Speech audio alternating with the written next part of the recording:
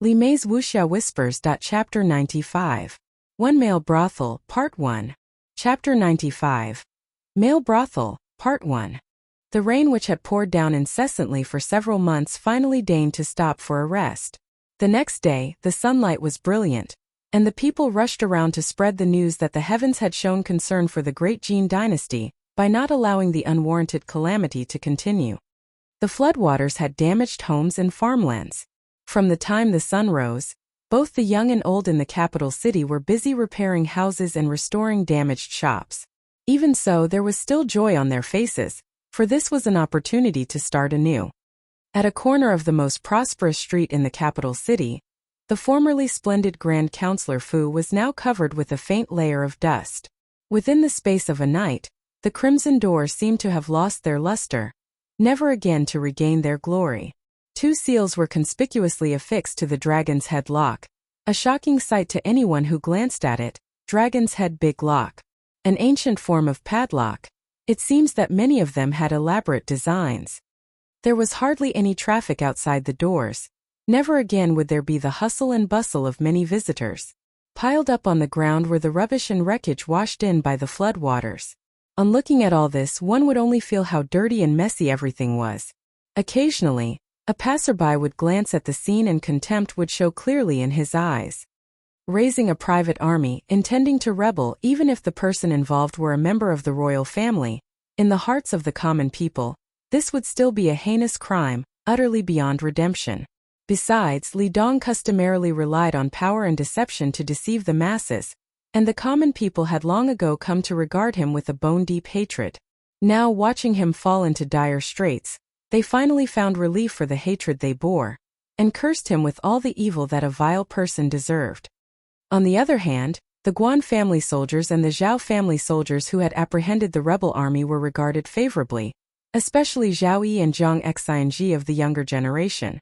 As a result of the flood situation, their fame had skyrocketed, and their names were on almost everyone's lips. The rebel army had been dealt with, the flood situation was under control, and the capital city had resumed the serenity of its former days. There was a certain degree of stability after the calamities had passed. However, in stark contrast to the happiness of the common people in the capital city, the prison was dampy and gloomy. The jailers who guarded the doors were like devilish fiends, hefting their swords as they made their rounds, and turning a deaf ear to the moans of the incarcerated criminals. This was the place for criminals who had received the death penalty, those who had committed major crimes. Once a person entered this place, there would be no opportunity to gain freedom. In the innermost room in this prison, 3 prisoners in prison garb were sitting on hay. Although all 3 of them were clearly in distressed circumstances, at one glance, it could be seen that they were men of high rank who were accustomed to living privileged lives, for every movement was imbued with arrogance. These were Li Dong and his 2 sons. Big-bellied Li Dong's originally snow-white prison uniform was so filthy that one could no longer discern its original color. He looked incredibly fretful and impatient, and shrieked at Lian, "This is all your fault. Think of a way out quick." Lian did not move a muscle. He shut his eyes as if he had never heard his father speak. Li Dong's heart was full of anxiety, but he was helpless to do anything. Whatever could be said in court had already been said. Unfortunately, this time, the emperor was unshakable in his resolve to deal with him. Li Mei's Wuxia Whispers. If everything had been as usual, it would simply have been a matter of bribing the officials with some silver, but this time, not a single high-ranking official would accept his payoff. In actual fact, the Grand Counselor Fu had been searched and its contents seized, and his concubines, who had heard whispers of the search long before the actual event, had carried away the rest of the assets and escaped. Now there was nothing left. He leaned back, unable to repress the anger, as well as the fear that welled up. His entire life he had wielded power and always achieved success. If he wanted the wind, he would get it. If he wanted rain, he would get it. Now, he had been shackled and thrown into prison, and faced his end by decapitation. Li Dong had always feared death, and at this moment, he was even more unwilling to die, thus making a supreme effort to claw a way out of his predicament. He could only depend on Lian. Lian was highly intelligent and could surely think of a way to escape their dire situation. However, this time Lian had disappointed him. Li Yang looked at Lian beside him and sneered. He had always known that Lian was intelligent and a deep thinker. In fact, he really dreaded Li An's ability and wisdom.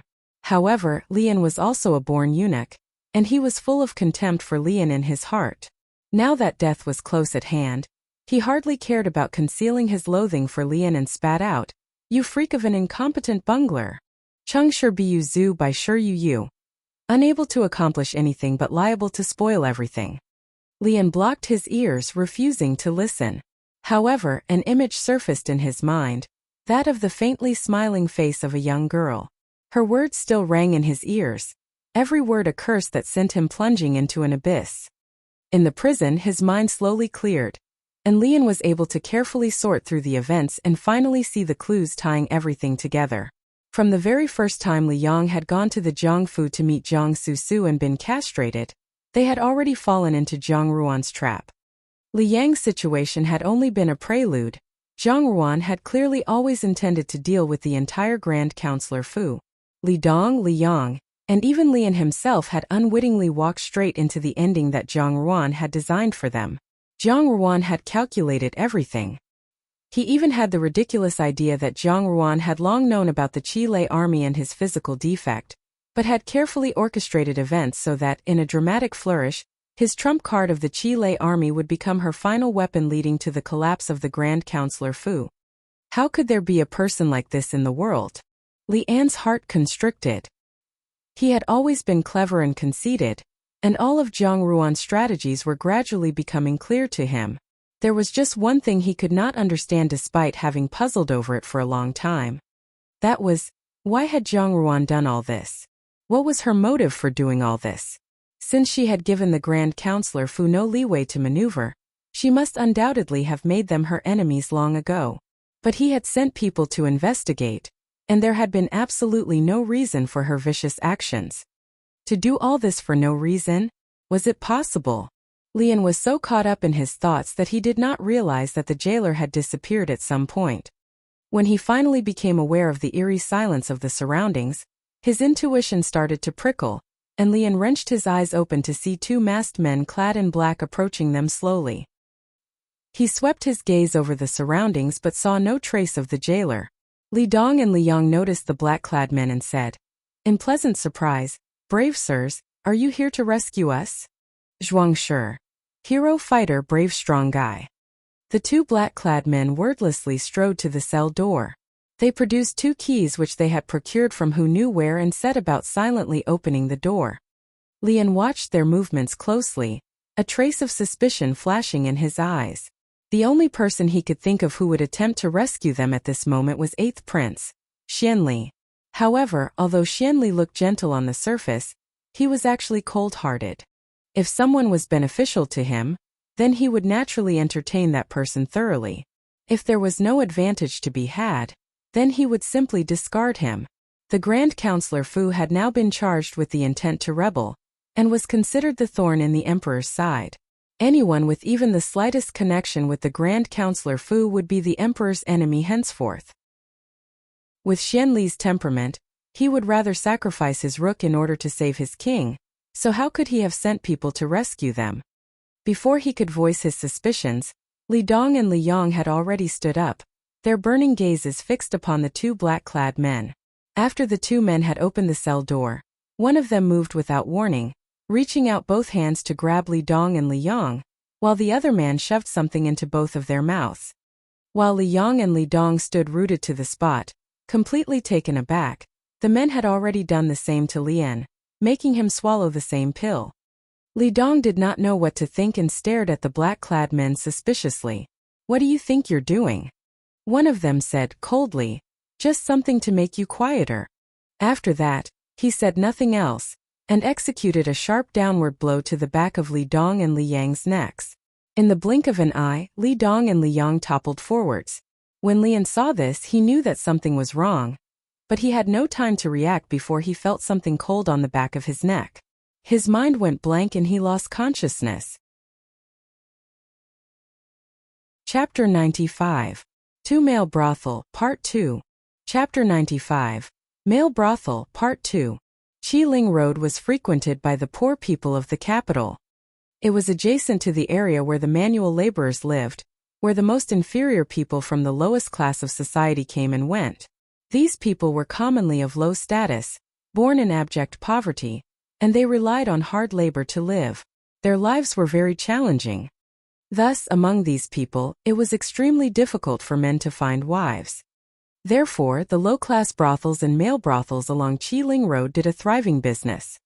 Needless to say, the women in the low-grade brothels in Qiling Road were very different from the women serving in the pleasure houses of the capital city. They received patrons day and night, and the madams of these brothels were excessively harsh towards the women. On a regular day, they were given only one meal, and even if they were sick, they had to keep on receiving patrons.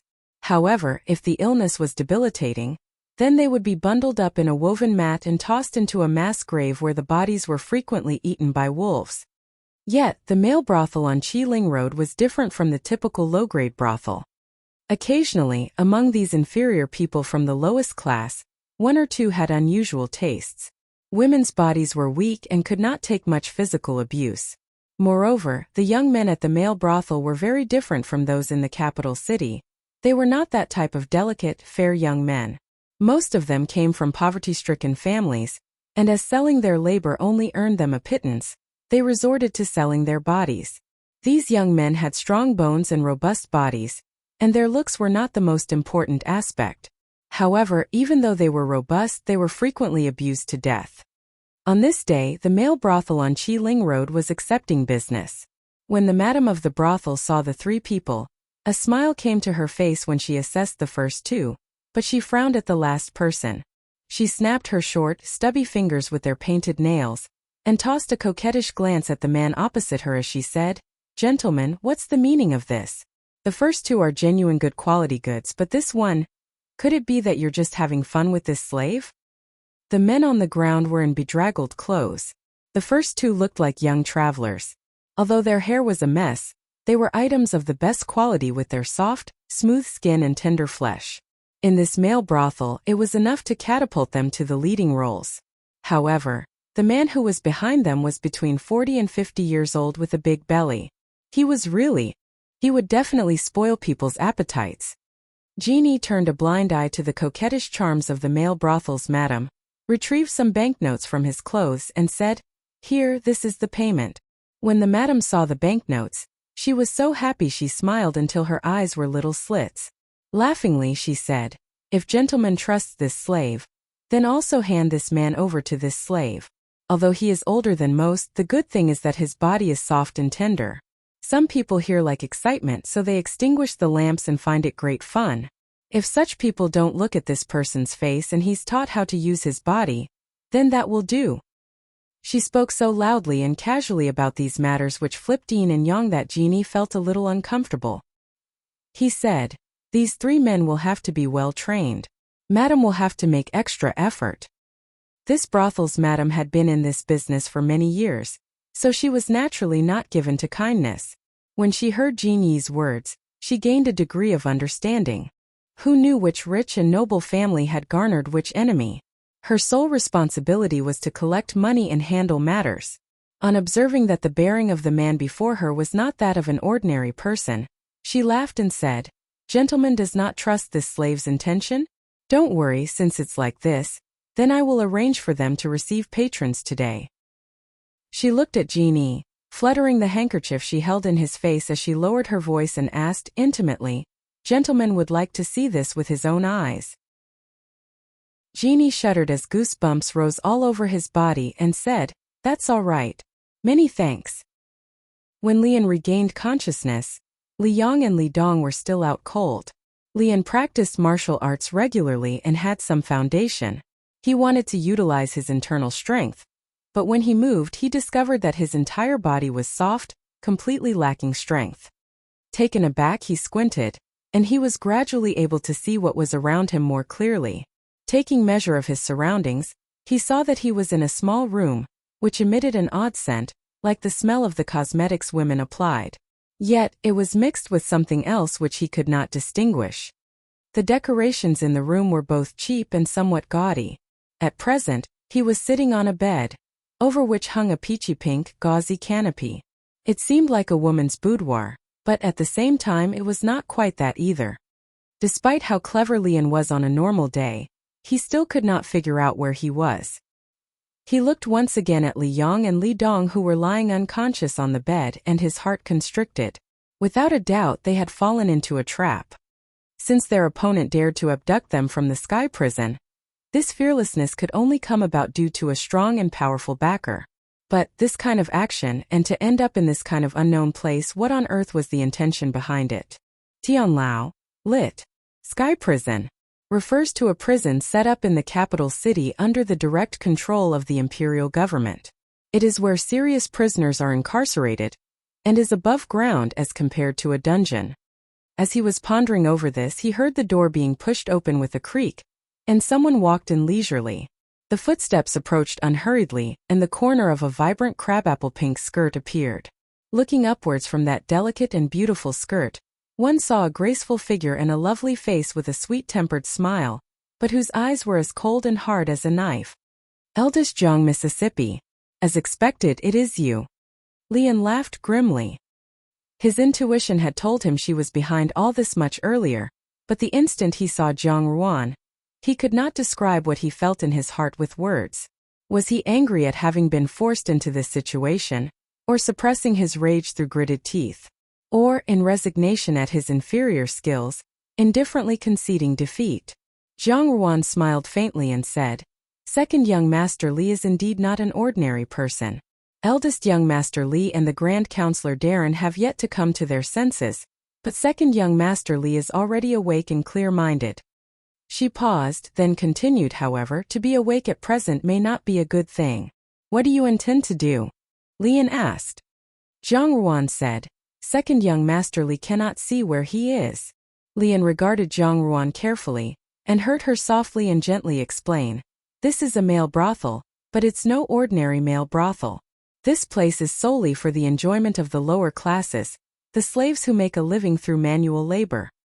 The initial look of disdain on Lian's face changed abruptly on hearing Jiang Ruan's words, and he involuntarily stiffened. After a long while, he forced out words from between his clenched teeth. "What do you mean by this?"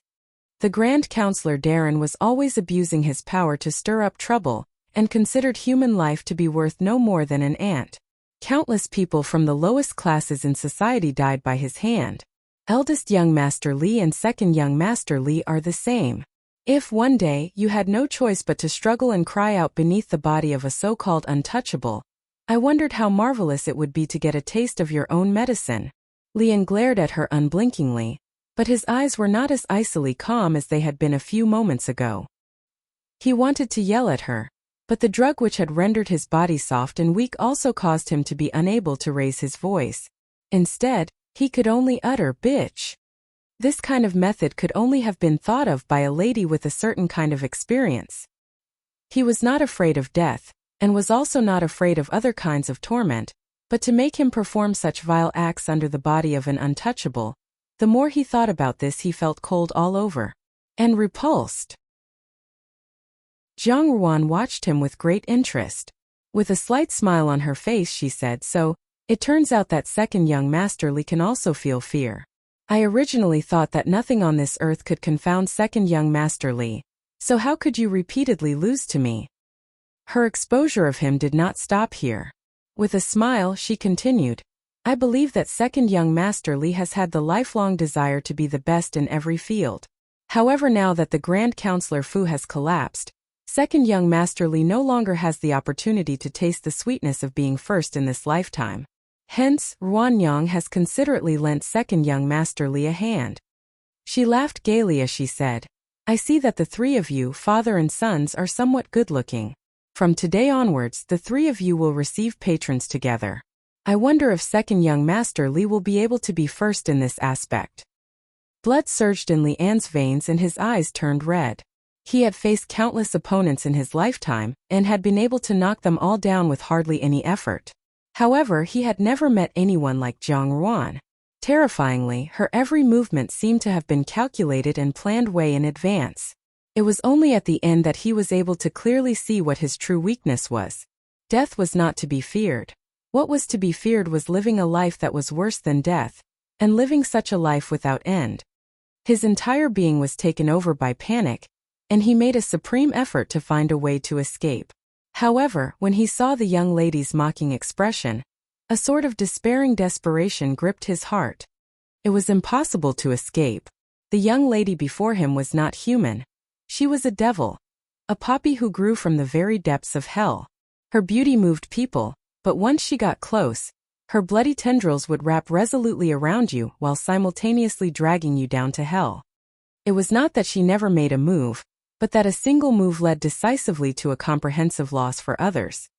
Lian slowly raised his head to look her in the eye, and said, "Why did you want to deal with the Grand Counselor Fu?" Zhang Ruan regarded him silently, wordlessly. Abruptly, the sweet-tempered and charming smile disappeared completely from face and her up-tilted eyes, and for the first time, the hatred she had for him was totally exposed.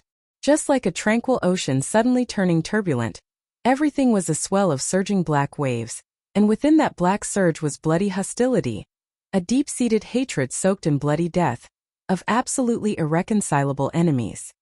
Being stared at by such a pair of eyes sent chills down Lian's back. He suddenly felt that to set himself against the young lady before him was the most brainless decision he had ever made in his life. Zhang Ruan stood in the middle of the room, ramrod straight. Her coldly beautiful face caused a fearful apprehension to arise in one's heart. She put her hands in her sleeves, then crossed them over her chest in a dignified and elegant posture, but still exuding a life-threatening aura. She sighed softly and said, "It's probably because, from a previous lifetime, the Grand Counselor Fu owes me a tremendous life debt." Lian was stunned. Zhang Ruan's statement was baffling, but he had another absurd feeling that what she had said was true. He observed Zhang Ruan without moving a muscle. Without warning, he gave a miserable smile and said, "If one agrees to bet, one must accept one's loss. I have lost." "Wrong," Zhang Ruan said as she considered him. Her smile was as sweet and gentle as before as she said, "I had never set myself against second young Master Li. I only wanted to destroy the Grand Counselor Fu, and you, second young Master Li, were simply unable to defend it." She said impassively, "The Grand Counselor Fu has approximately 103 people. Yesterday, all of them were beheaded at the Meridian Gate. His Majesty was furious, and the entire extended family was deemed to be guilty of the capital crime by association, and accordingly punished." Wumen, the southern and largest gate of the Forbidden City in Beijing. Zhulian Zhou, a practice in ancient China whereby the extended family members, equals lit. 9 clans, of a person guilty of a capital offense were also regarded as criminally responsible and shared the punishment. 103 lives to 103 lives. Exactly right. The debt of the previous life had been settled. Chapter 96. Wen Xianli's Scheme Part 1. Chapter 96. Xianli's Scheme Part 1. The dim room was lit by a few lanterns placed around it. These bright pink lanterns were made out of shoddy material, while the incense within the room gave off a nauseating fragrance. The more one inhaled those swirling wisps of smoke into their lungs, the more it caused the person's heart to develop an oppressive sense of arousal. It was as if something had arrested it and was making demands. The door was kicked open with a bang as 3 burly and tall middle-aged men entered the room. The 3 men were deeply tanned and their attire filthy. With one glance one could see that these were manual laborers. Upon their entry, the 3 men's gazes were affixed on the 3 people in the room. 2 of the men were young and fair-skinned, and looked handsome in the dim light. And while they had slim figures they looked tender and delicate. The leader's eyes lit up as he praised. Madame Lusan said that some good stuff arrived today. Indeed, she told the truth. Taking a big stride, he first touched Li Yang's face, and then looked down towards the other man. He frowned. "What's wrong with this man? Is Madame Lusan playing tricks on us?" Li Dong turned pale. He was both angry and frightened. Since he had been intimate with a countless number of young men all his life, he naturally understood what kind of place this was. But who would have thought that one day he would be humiliated and trampled in such a place? It was unbelievable. Although furious in his heart, his body was limp and unable to budge. He was too powerless to speak. Another middle-aged man laughed with a wicked look on his face. Whatever. Won't it be the same once we turn off the light? Although he's a bit older, it's a good thing that he's tender. The three of us will enjoy ourselves tonight. Madame Lucien charged us a tale or two. We splurged a lot today, so we must have fun. Li Yang looked at the three men in horror. The leader squinted at him and reached into his clothes with one hand. Since the aphrodisiac incense was lit in the room, the man was already raging with desire. Furthermore, seeing that Li Yang had some fear on his handsome face, his urge arose even more. Without saying another word, he pulled up Li Yang's clothes. Li Dong closed his eyes in pain. Although Li Yang often visited prostitutes, this was his biological son, and now he was to be insulted by these lowly untouchables before his own eyes. The other two men were already restless as they walked up to Lian, unable to move. Lian looked at the two men fiercely. His gaze was so vicious that they were stunned. When they finally reacted, they could not help but fly into a rage. One man slapped Lian in the face so hard that he staggered and fell. The other man tore open his pants with impatience. He was stupefied and then burst into laughter. You were actually born a eunuch. He caressed Lian and said, Since you have been castrated by heaven, you are a bottom. You might as well let us brothers teach you so that you'll understand what this is all about. There was a slap mark on Lian's fair face and his fierce glare aroused the man's desire even more. Then, Lian's face started to redden gradually. Madame Lucien had dosed the three of them with the most powerful drug because they must fornicate without stopping. Otherwise, their bodies wouldn't be able to bear it. For instance, though he glared at those men now, Lian's body began to feel out of his control. The two men looked at each other, and without further words swarmed and pounced on him. Soon muffled groans and forceful exclamations could be heard in that dimly lit room. It was hard to tell how much time had passed before Lian and Li Yang were transformed beyond recognition. The three laborers were violent and strong. They tortured those two until they almost didn't resemble human. They lay flat on the ground, covered with stains. The three men looked at each other and then saw Li Dong trembling. With a wave, the lanterns were put out and they swarmed again. Outside the room, Jiang Ruan stood quietly in front of the door, listening to those painful cries with indifference. What floated through her memory was from the end of her past life. A young boy's terrified eyes and Li Dong's hideous guffaw. She personally witnessed Pear, whom she regarded as her own son, being abused to death. She was unable to move nor speak and could only watch helplessly. Her bloody tears became her oath. In this life, she would give Li Dong a taste of his own medicine. She thought that after so long at this moment, there would only be joy in her heart. She thought that though her love and hatred were well concealed, those feelings wouldn't burst out easily from the depths of her heart. Except that, right now, only after listening to Li Dong and his son screaming miserably, did she understand the enormous hatred that had been lurking in the bottom of her heart, and it was far from enough. It's nowhere near enough. The Grand Counselor Fu had fallen. Who's next? Not far behind, Xiao Xiao looked at her back. When he heard that she was going to send Li Dong and his sons to the male brothel, surprise flashed in his mind. She looked frosty, her eyes were dark as ink, and her thoughts were a mystery. It was as if a storm was brewing in her soul. Although she tried her utmost to conceal it, it was apparent from her clenched fists that she was enraged. Only hatred could make people feel this way. After a long time, Jian Ruan turned around slowly but was taken aback when she saw Xiao Xiao silently observing her. However, she swiftly returned to normal and came over to him to say, "Thank you, Xiao Wang." Xiao Xiao looked at her thoughtfully. "No, I owe you my life. I will always help you." Jiang Ruan flashed him a faint smile. "Then I request that Xiao Wangye assign someone to take good care of this male brothel. This person must look after the Grand Counselor's family." Astonishment flashed through Xiao Xiao's mind again. A boudoir young miss like her actually understood these matters very well. She even knew about this male brothel on Qiling Road. Who would teach an influential family's young lady these things? What's more, she was even standing in the doorway listening with a nonchalant air. It was truly amazing to see her standing there calmly, without any trace of awkwardness. He nodded. All right. After thinking it over, he took something from his bosom and handed it to Zhang Ruan. It was an exquisitely beautiful bracelet that emitted a faint blue light. It was engraved with fine and complicated patterns, though without appearing cumbersome, and had a special meaning. The bracelet looked familiar. After closely looking at it, Zhang Ruan was stunned. Blood Moon bracelet. She had been to the newly opened jewelry store in the capital with Zhao Jin in the past. Amongst the weaponry treasures on the second floor, she had taken a fancy to this bracelet, but didn't have enough silver to buy it. The bracelet was beautiful, but it was actually an ingenious concealed weapon. When the device was pressed, it would eject a silver poison needle. This needle could be used repeatedly. It was indeed a treasure. She looked up at Xiao Xiao. With cold and calm black onyx eyes, he said, "If there is danger, it will be of use." Zhang Ruan hesitated. The Blood Moon bracelet was indeed a rare treasure, and it was exactly what she needed. But Xiao Xiao just now said that he was on her side.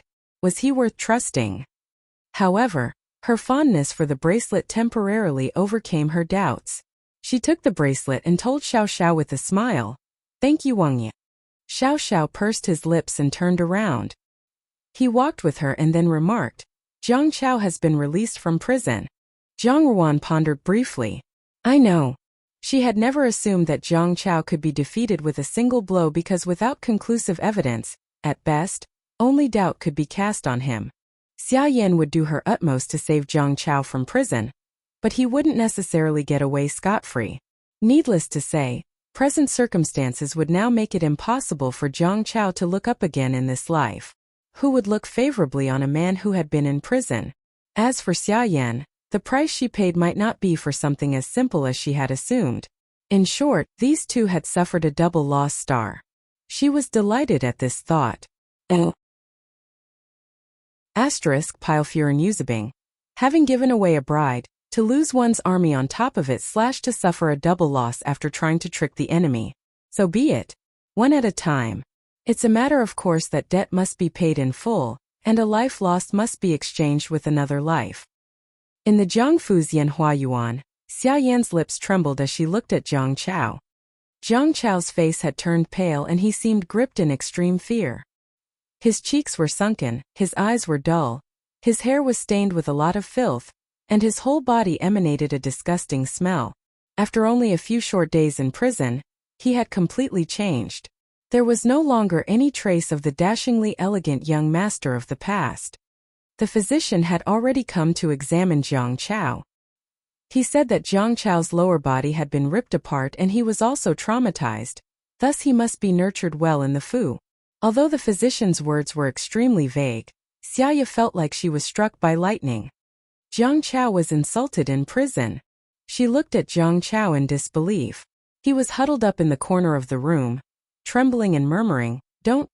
Xia Yan finally couldn't bear it. She hugged him in her arms and screamed, "Chaoer!"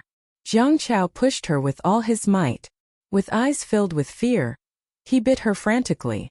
Go away, go away." Xia Yan had been caught unaware and so her hand was bitten.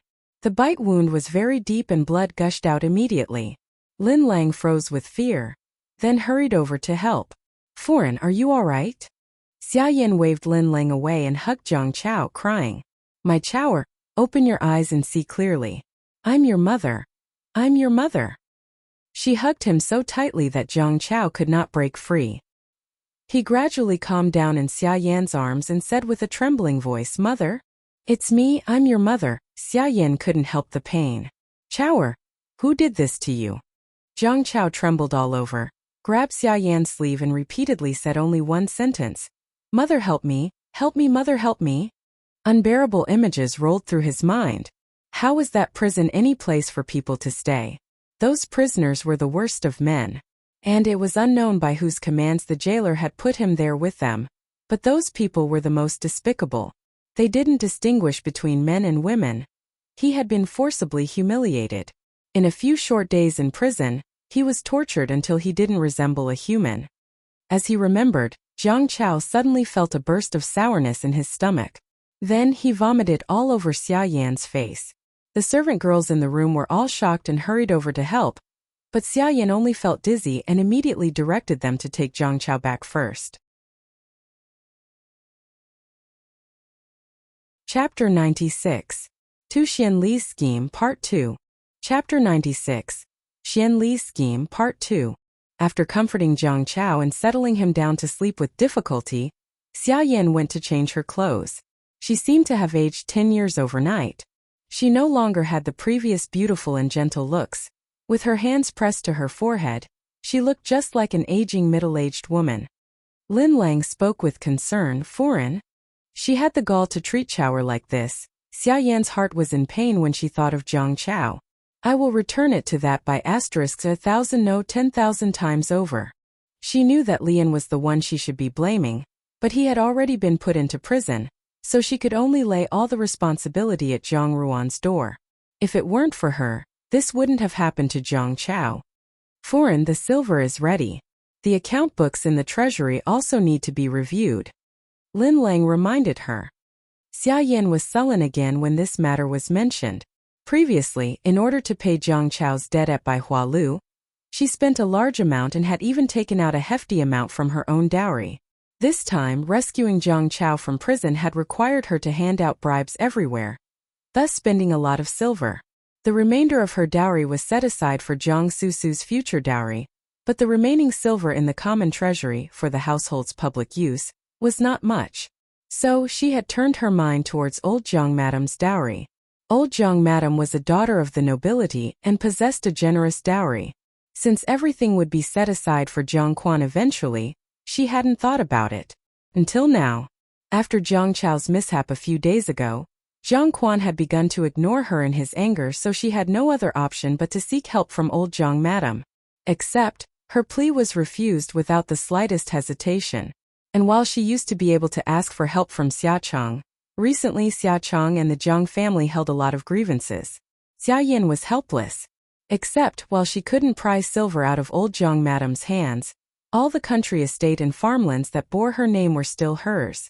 So Xia Yan sold those shops and farmlands without telling anyone, and rescued Zhang Chao in exchange for money. Now that Zhang Chao was back, she still had to find a way to figure out the problem with the account books. Xia Yan felt lightheaded. She always appeared uncaring about worldly affairs, but was in fact extremely shrewd. But recently problems came rushing in one after another, and she was pushed to her wits' end. She shook her head and told Lin Lang, "Help me walk to the courtyard." Lin Lang complied. When they reached the courtyard gate, Zhang Ruan and Lian Xiao were passing by. Zhang Ruan saw Xia Yan and stopped to give her a bow. "Mother." Xia Yan reluctantly smiled and nodded. She was not in the mood to perform a show of loving mother and the dutiful daughter with her. At present, her eyes could not hide her hatred. However, Zhang Ruan took a few steps back and said with a smile, "Mother, what is this odor? You'd better go back and clean up first. Ruan Yang will go back to the courtyard now." With that, she left with Lian Xiao. Xia Yan looked at Zhang Ruan's departing figure. When she thought of her disheveled appearance due to Zhang Chao's vomiting all over her body, she almost crushed her teeth. As soon as Zhang Xianji came back, he first went to Zhang Ruan's courtyard. Zhang Ruan was instructing Lian Xiao and Bai Ji to replace the damp items from a few days ago. When they saw Zhang Xianji coming, Lian Xiao rushed to brew a cup of tea while Zhang Ruan sat opposite him. After a pause, Zhang Xianji got straight to the point. "Ruan, Li Dong and his 2 sons died in prison yesterday." Zhang Ruan raised her eyebrows slightly. "Oh." The jailer found them this morning and said that they committed suicide to escape punishment. His Majesty was so enraged that he ordered their corpses to be torn limb from limb by 5 horses. Zhang Xianji was furious. It is the will of the heavens that the good receive their blessings and the bad, their retribution. Therefore, it's not that we didn't want to get our revenge, but that it wasn't our time to act. Likewise, they wanted you to marry into their family, but unexpectedly they didn't have that fate. Oh. Zhang Ruan smiled faintly and pondered in her heart. Li Dong and his sons' suicides, to escape punishment, should have been Xiao Xiao's handiwork. Although she had no idea exactly what method he used, even Zhang Xianji found nothing wrong. Naturally, it was done without any flaws. She smiled with her head bowed, but Jiang Xing's eyes caught it and he was moved. With a gentle voice he said, "In a few days, His Majesty will hold a palace banquet to reward the officials who have made great contributions to the flood control. You will accompany me since you are my family. At that time Dage will seek a future prospect for you." T/N. Future prospect here can mean marriage or career. Zhang Ruan naturally understood what he meant by this. Jiang Xing wanted to elevate her status in exchange for his meritorious service, so that the Jiang family could no longer dare to bully her so easily. Jiang Xing continued, "Presently, the greater my achievements, the more His Majesty will favor me. The western region is not so peaceful, so I will inevitably lead troops to battle one day. It would be great if you had a guardian." "A guardian?" Zhang Ruan smiled faintly. "Dage, is this how you will protect me? By giving me the Juanzhu status? Don't forget that the thunder and the dew are all the Emperor's grace. The fact that His Majesty values you presently means that this is your opportunity. But if Dage uses His Majesty's intentions rashly and proceeds with this bartering stance, I'm afraid it will make His Majesty unhappy. As for the status of Juanzhu, I don't mean to say this, but Dage's meritorious service is still not enough." Juanzhu, Commandery Princess. First mention for Princess Rongya age 58. Although the title is same, the position in reality is different. One is born a princess and the other is conferred the title. T/N. It means whether it is punishment, thunder, or reward due. It is the grace given by the Emperor. Jiang Xing was at a loss for words. He understood that what Zhang Ruan said was indeed true. To him, riches and wealth had no value. He only hoped that Zhang Ruan had a good life.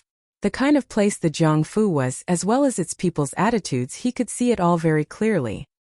He only felt fearful about how Zhang Ruan would pass the days when he went into battle. How could he be at ease, leaving Zhang Ruan in a treacherous place such as this? Zhang Ruan smiled at him. "Aside from changing my status, there is still a way to protect me." "What is it?" Jiang Xing asked. "It's very simple. Betroth me to someone with great power. Once the engagement is made, I will be only a half Jiang family member. If that party is very powerful, people here won't dare to make things difficult for me." Upon hearing this, Jiang Xing refused without even thinking about it. "That won't do. You are still so young, how can you rush to find someone to get engaged to?" Looking at Zhang Ruan's natural and unconstrained attitude, without the least bashfulness, he was sure that Zhang Ruan had no idea what engagement was.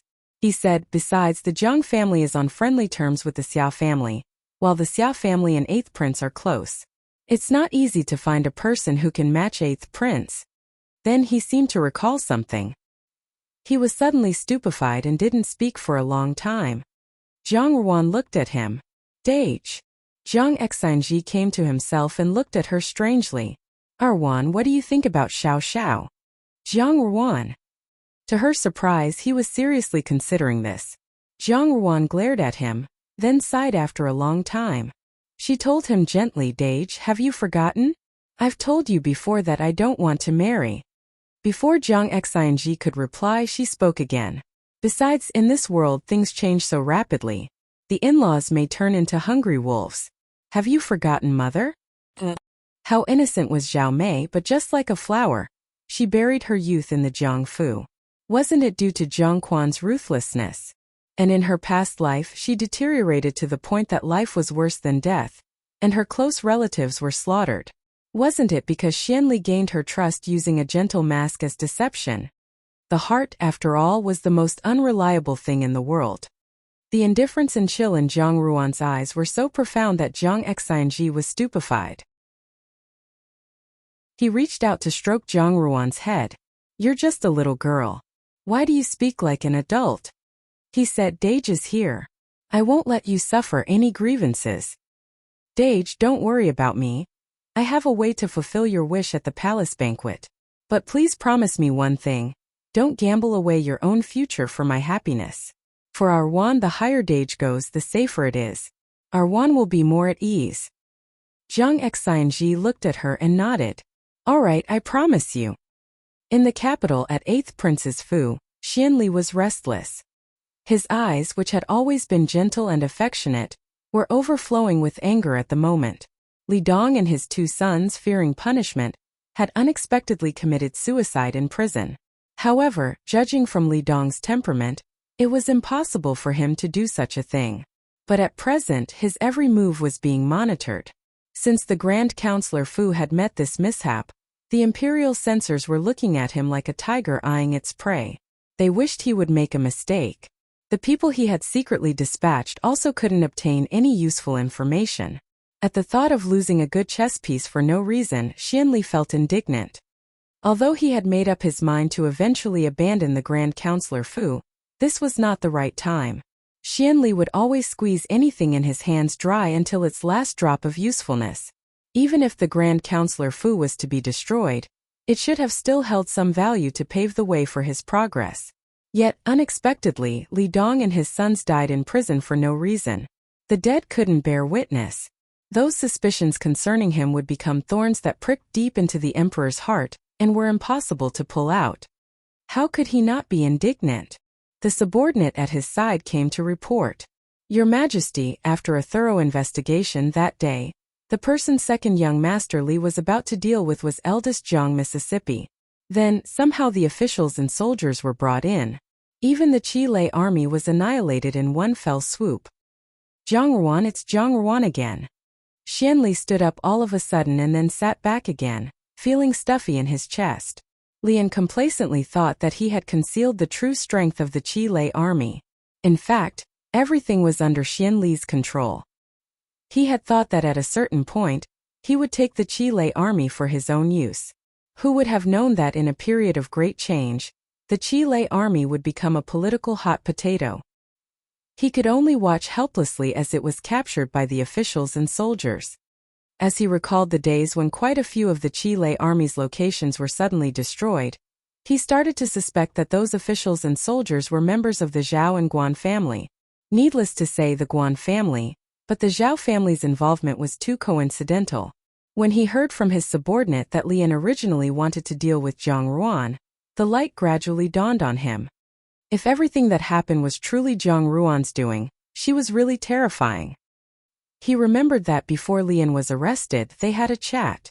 Lian once said, "Eldest Jiang Miss wisdom is unrivaled. If there's a chance, your highness can consider taking it for your own use. If not, she must be killed. Otherwise, she will pose a great danger in the future." He had scoffed at it at first, but now his face turned grave at the thought. What exactly did Lian imply by that remark? This time, if Lian really fell into Jiang Ruan's hands, he would have to examine Jiang's family's eldest miss closely. If even Lian was not Jiang Ruan's match in talent and wisdom, she would indeed be a great help. In any case, he wanted to win over both the Jiang and the Xia family to his side. It made no difference to him whether that meant he must marry Jiang Ruan or Jiang Susu. While Jiang Susu was currently in disrepute, Jiang Ruan was very smart.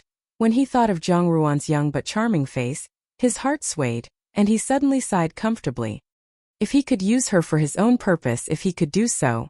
He smiled all of a sudden. The previous gloom was all swept away. Get ready. I will enter the palace to see my imperial concubine mother. Mu Fei.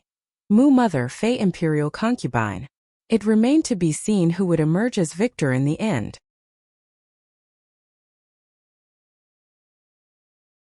Chapter 97. One Imperial Consort Chun, Part 1.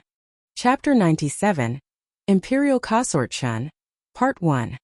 When viewed from afar, with its vermilion walls and green roof tiles layered like drapery, the exterior of the magnificent palace appeared dazzlingly opulent and grandiose.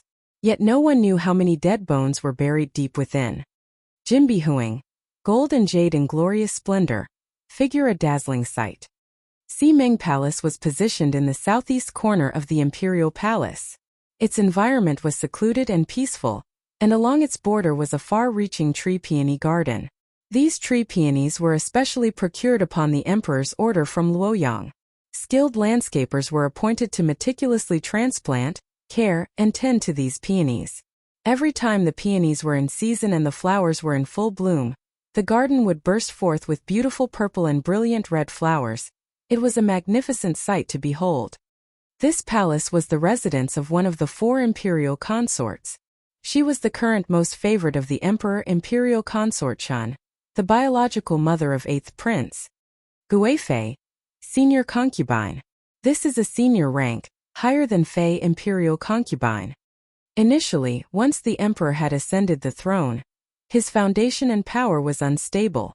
At that time, Imperial Consort Chen's father held military power, and she entered the imperial harem as an affirmation that he was giving his support towards the emperor. As for the emperor, securing and stabilizing the imperial throne was of utmost importance. Thus, there was a certain degree of grace and benevolence between the Chen family and the emperor. Moreover, Imperial Consort Chen had a gentle, subdued and graceful disposition. She was a beauty and known for her talents. She was not one to be petty and jealous, and it was this carefree and aloof attitude towards the mundane that the emperor most loved and intentionally cherished and protected. Later, when Imperial Consort Chen had given birth to 8th Prince Xianli, her status as a mother to the prince propelled her to her position as the lead consort amongst the 4 imperial consorts. The empress gave birth to the crown prince, while Imperial Consort Xian gave birth to 4th Prince, Imperial Consort Da, 5th Prince and Imperial Consort Shu, Princess He. These consorts have been given titles based on virtues. Xian means worthy, Da means virtue, and Shu means pure. There are usually 4 consorts in this rank. The court officials were all aware that 8th Prince Xianli was intelligent and genteel, 5th Prince Xianhua was honorable, brave and tenacious, but 4th Prince Xianlang had only passable talents. As for Princess He, she was lovable, charming and beautiful. The crown prince was mediocre, lacking in all areas and did not amount to much, and 4th Prince Xianlang's character was too amiable, and without any ambition or schemes. Thus within the court, their inclinations were trending primarily between Xianli and Xianhua. However, since the emperor tended to favor Imperial Consort Chen, even though Xianhua had substantial influence and powers, his birth mother, Consort Da, was not as favored. Even if the courts were stricken with waves of unrest and turmoils, Ximeng Palace was always a place that remained warm and welcoming. It was like a sanctuary that was far removed from the elaborate scheming, strife and power struggle of the courts, petty jealousies and squabbles. Within Ximeng Palace, there were only copious amounts of leisure time, a haven to contemplate and reminisce about the romance of misty rain and just indulge in a peaceful sweet dream. Inside the building, on the white jade floorings laid thick extravagant Persian wool rugs with white pillowy soft fine silky piles. Merely looking at it was like beholding celestial gems in all their splendors and brilliance. For delicate and beautiful attending maids were attired in diaphanous white garments and quietly standing in their positions with their heads hung low. A gentle wind blew across, sweeping up a corner of the curtain, and then it was like gazing at an immortal fairy who had descended from the palace of the 9th heaven. Seated was a lady who was engrossed with tying a Chinese knot. Her dainty hands were unadorned with even a hint of nail polish, but her nails glistened with a natural light pink luster, and at the moment those very hands were dexterously and nimbly weaving. She was vastly different from the other ladies within the palace. By all appearance, she had never comported herself with an iota of haughtiness. When she bit down on a silk thread, she revealed a fair and charming face. Her facial features were exquisite and beautiful, without the imperious and overbearing countenance, but instead a very soothing and calm water-like gentleness. It was almost like she wasn't a highly regarded imperial consort of the palace, but rather like a young lady from one of Jiangnan's literary family, just and honest, sweet and pleasant, soft and genteel, graceful and temperate. Chinese knot. In fact, Jiang Susu too was indeed exquisitely beautiful, but somehow her charm carried a hint of attaining such demeanor intentionally. This was vastly different from this lady. Even though she seemed to be from the 9th heaven's palace, there was an incomparable gentleness and grace in her. It was as though water was carved into her very bones. Her whole demeanor was just that placid and soft. The corner of her lips carried a hint of a smile, and if someone were to pass by and chanced upon this scene, they would most certainly conclude that this setting was synonymous to the name of this palace. It was just like a beautiful dream of wind, flower, snow and moon. Fenghua Shuiyu, an idiom used to describe frivolously, idyllic and a romantic air, to spend time in pleasures and debauchery. The hanging screen curtain was suddenly lifted by someone, and a figure walked in with a smile on his face. Mother Consort? Mu Fei. Mother consort, mu mother. Fey imperial consort. They cannot be simply referred to as mother because socially, the mother of the imperial sons is the empress. Imperial consort Chen put down the Chinese knot in her hand and looked up at the person who had entered. Immediately a smile arose. Why didn't you have someone announce your arrival? As Xianli gazed upon the lady in front of him, all the tumultuous precipitation of his heart from earlier gradually quietened down. Indeed, Imperial Consort Chen had a very special kind of magical aura. When all the world's chaotic and complicated matters were in her hands, they would become like numerous and tightly compacted silk threads. Then they would be easily unraveled and transformed into a vibrant, beautiful, intricate Chinese knot. Xianli asked, Mother Consort, are you aware of the matter regarding the Grand Counselor Fu? Imperial Consort Chen's expression momentarily paused before she responded, I'm aware. The imperial palace was only this big, and with officials coming and going daily, even if there was something one didn't want to know, it would still find its way into her ears. While Imperial Consort Chen was aware of the situation with the Grand Counselor Fu, she had no cause to worry about Xianli as she was aware that he was not dispirited about the situation. He continued, this son would like to request Mother Consort to help and assist with a matter. What kind of assistance? Imperial Consort Chen smiled faintly. Asking Mother Consort to convince Father Emperor to confer marriage between me and the eldest miss of the Jiang family, Xianli requested. 6. Fu Huang. Father Emperor. Imperial Consort Chen's normally gentle and quiet expression could not help but be momentarily stunned when she heard his words. Frowning, she replied, what? In regards to this matter with the Grand Counselor Fu, Father Emperor is beginning to suspect me. Xianli explained, however, this is something in which Mother Consort cannot help me. Imperial Consort Chen was currently the most favored consort within the palace not only because of Chan Darren. Though she had a delicate, gentle and graceful demeanor, her most important quality was that she was the smartest amongst the 4 imperial consorts.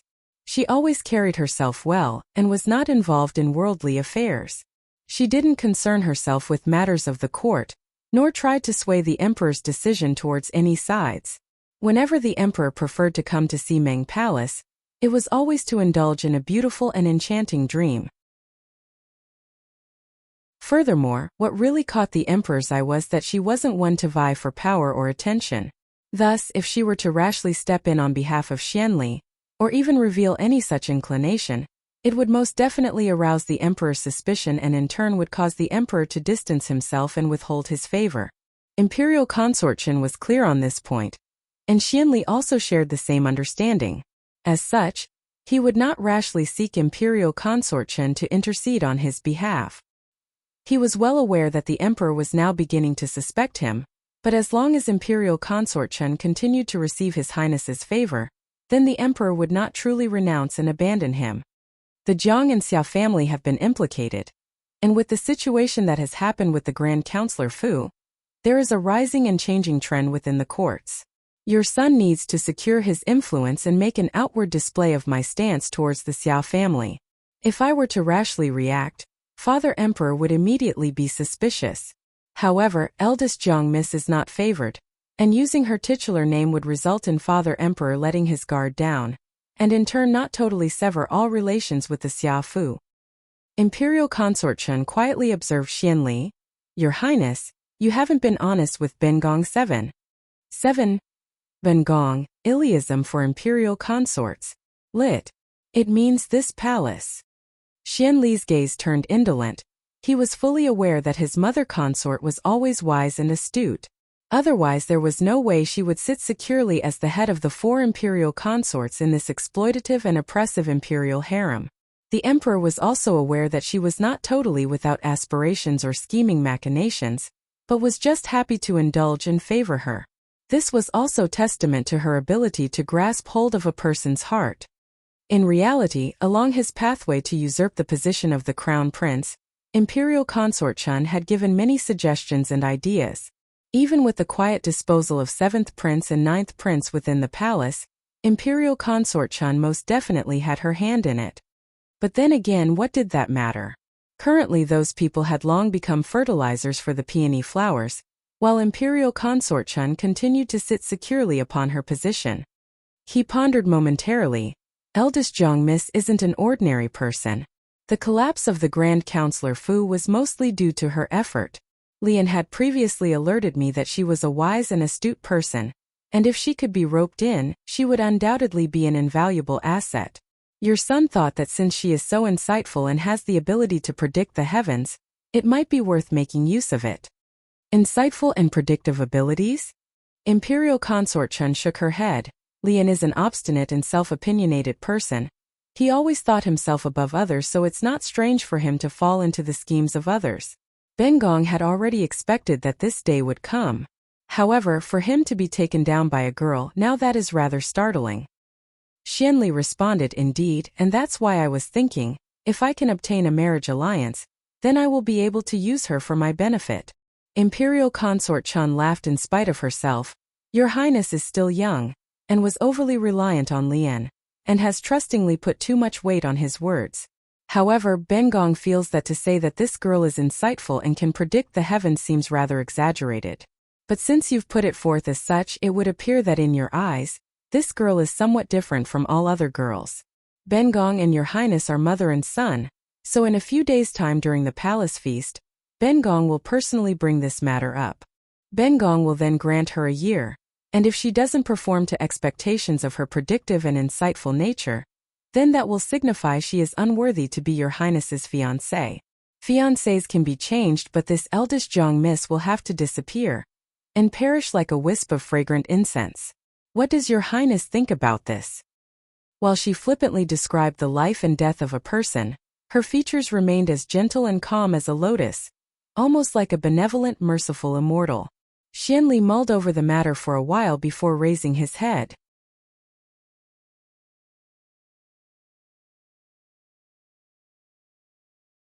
Chapter 97. To Imperial Consort Chun, Part 2. Chapter 97. Imperial Consort Chun, Part 2. It was the day before the palace feast, and the clothes that old Jiang Madam had specifically made to order from Rui Lu were delivered. All the clothes were made by materials personally chosen by the Jiang Fu's young ladies.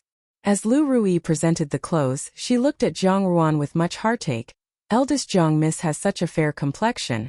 The other day there was that bolt of red cloud satin that would have made a splendid outfit. Alas, while this pale peach pink color looks just as good, it is nothing when compared to that brilliant red material. From Lu Ruyi's perspective, Jiang Ruan was very suited to wear bright red clothes as she had a fair silky complexion. When she dressed in brilliant clothes, she was incomparable in her beauty, bearing a hint of a fiery liveliness, yet still composed.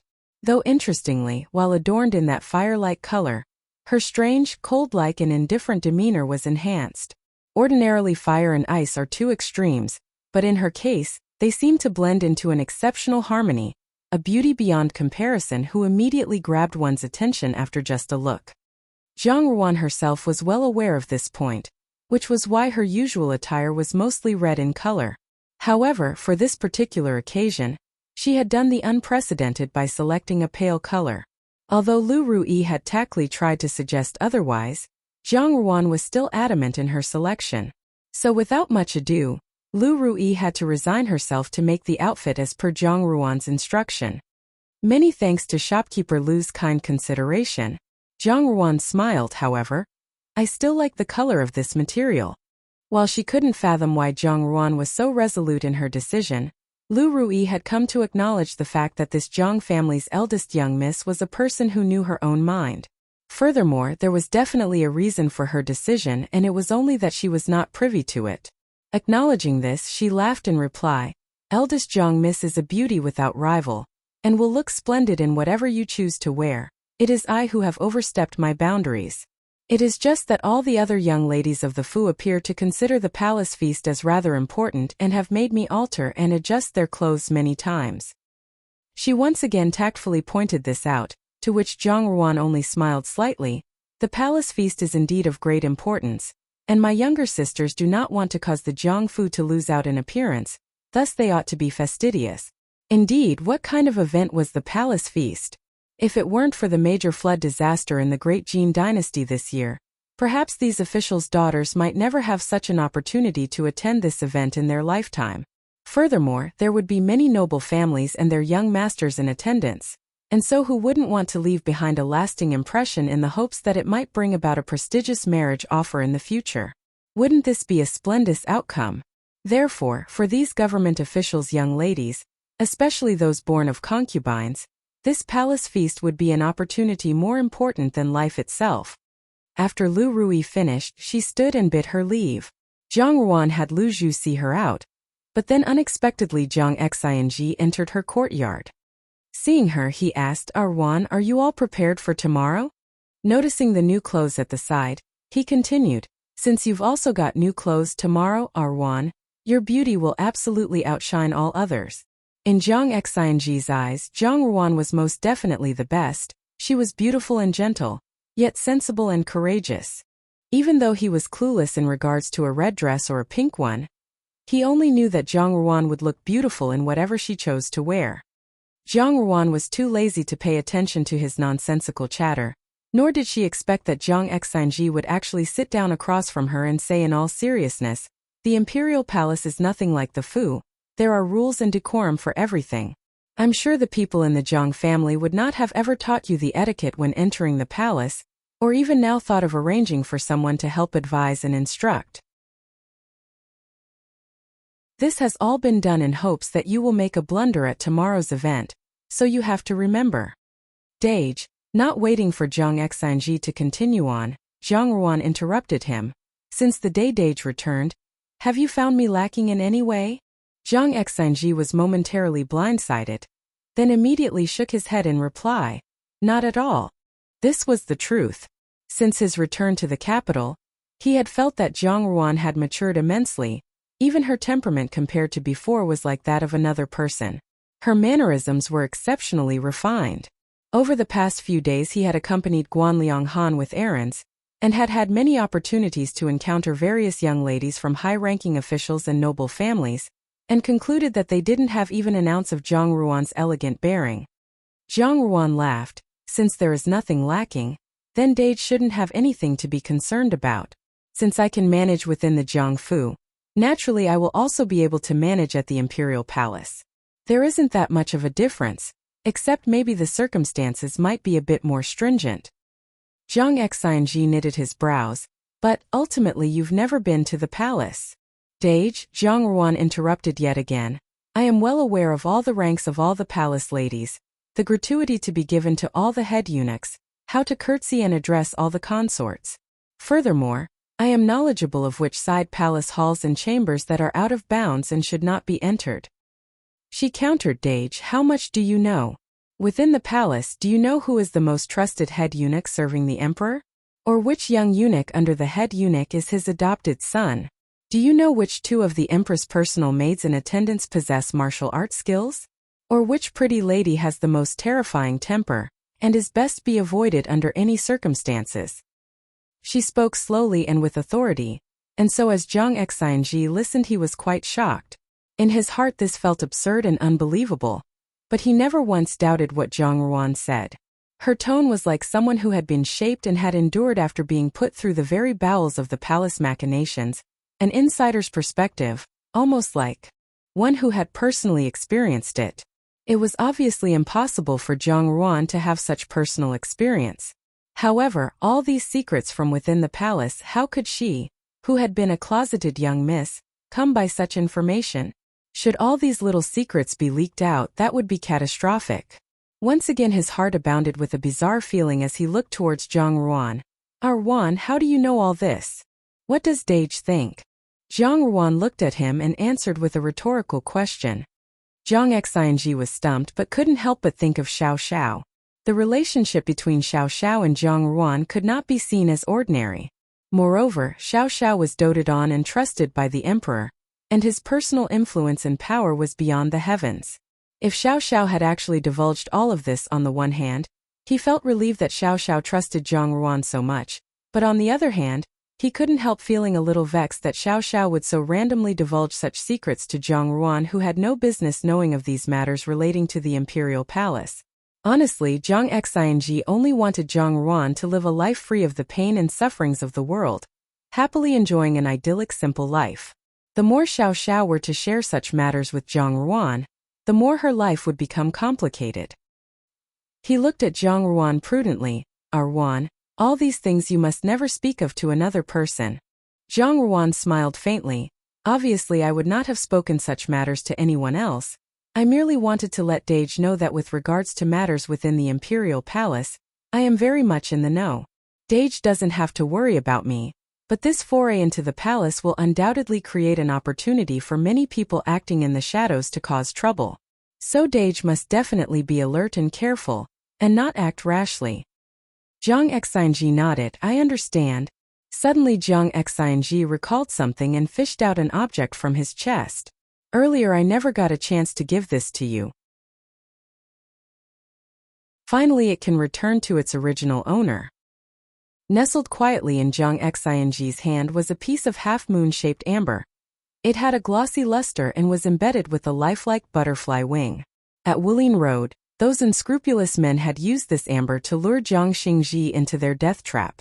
Though eventually Zhang Xing had retrieved the amber, he had not had the opportunity to return it to Zhang Ruan. Zhang Ruan responded, 5 years ago before I was sent to the rural residence, this amber was already missing. I never thought that it would ever be recovered. Her heart chilled. This amber had gone missing 5 years ago, and had only surfaced when Zhang Xing had returned. Could it be that even then, Xia Yan had already plotted to use her to get rid of Zhang Xing? Indeed it was a foolproof scheme. Zhang Xing handed the amber over to her. I will not easily let off those who have hidden in the shadows plotting. Zhang Ruan noticed a subtle vicious undercurrent emanating from him and shook her head. You are not to act recklessly. Zhang Xing lifted his eyes, but then his gaze fell onto Zhang Ruan's wrist and he asked curiously, since when have you had this bracelet? Zhang Xing was not aware that this was the Blood Moon bracelet, only noticing that the bracelet was skillfully designed and not made from ordinary materials. It also emanated a subtle intriguing glow that after a quick glance, one would know that it was a rare valuable treasure. This particular item of Zhang Ruan's was not something that had been inherited from Zhao Mei, and it was definitely impossible that it would be given by the Zhang family. Thus his thoughts harbored some suspicion. Zhang Ruan followed his gaze and looked down, before tugging her sleeves down to conceal the bracelet. This was a gift from a friend.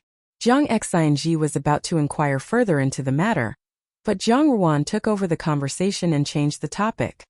It was only after Zhang Xing had left that Lu Zhu returned from seeing Lu Rui off. Lian Qiao and Bai Ji were somewhat flustered over the next evening's palace feast. Very early on, they had already selected some jewelry from a box on the dressing table. Lian Qiao chose a gold-woven bracelet inlaid with chrysoberyl, but Bai Ji shook her head. This looks a tad too frivolous. There will be many noble ladies tomorrow evening, so I think we should choose something more stately. In saying that, she rummaged through the small box and picked out a green jade bracelet inlaid with gold-wound flowers. How about this? To this, Lian Qiao waved her hands. Not that, it just looks overly solemn, and doesn't go with our Miss attire. The first one is still a better match and would look really nice. Zhang Ruan put down the book she was holding in her hands and said, Don't bother selecting anything. Tomorrow we will just do a simple spiral coil hairdo, and use that dangling rose ornament. Zhang Ruan usually didn't take any particular interest in her hairstyles and makeup, and left most of it to these two servants to fuss over which style to do. However, this time she was very specific in her choice. Lu Zhu expressed, Won't Miss be dressed a little too low-key and simple? I obviously have my reasons. Zhang Ruan continued, So that's settled. Lian Qiao and Bai Ji looked at one another, both still confused, but didn't pursue nor asked any further. Lu Zhu poked her tongue out and hurriedly tidied up the jewelry box. Zhang Ruan looked at the book before her, but in the next second her gaze turned lingering.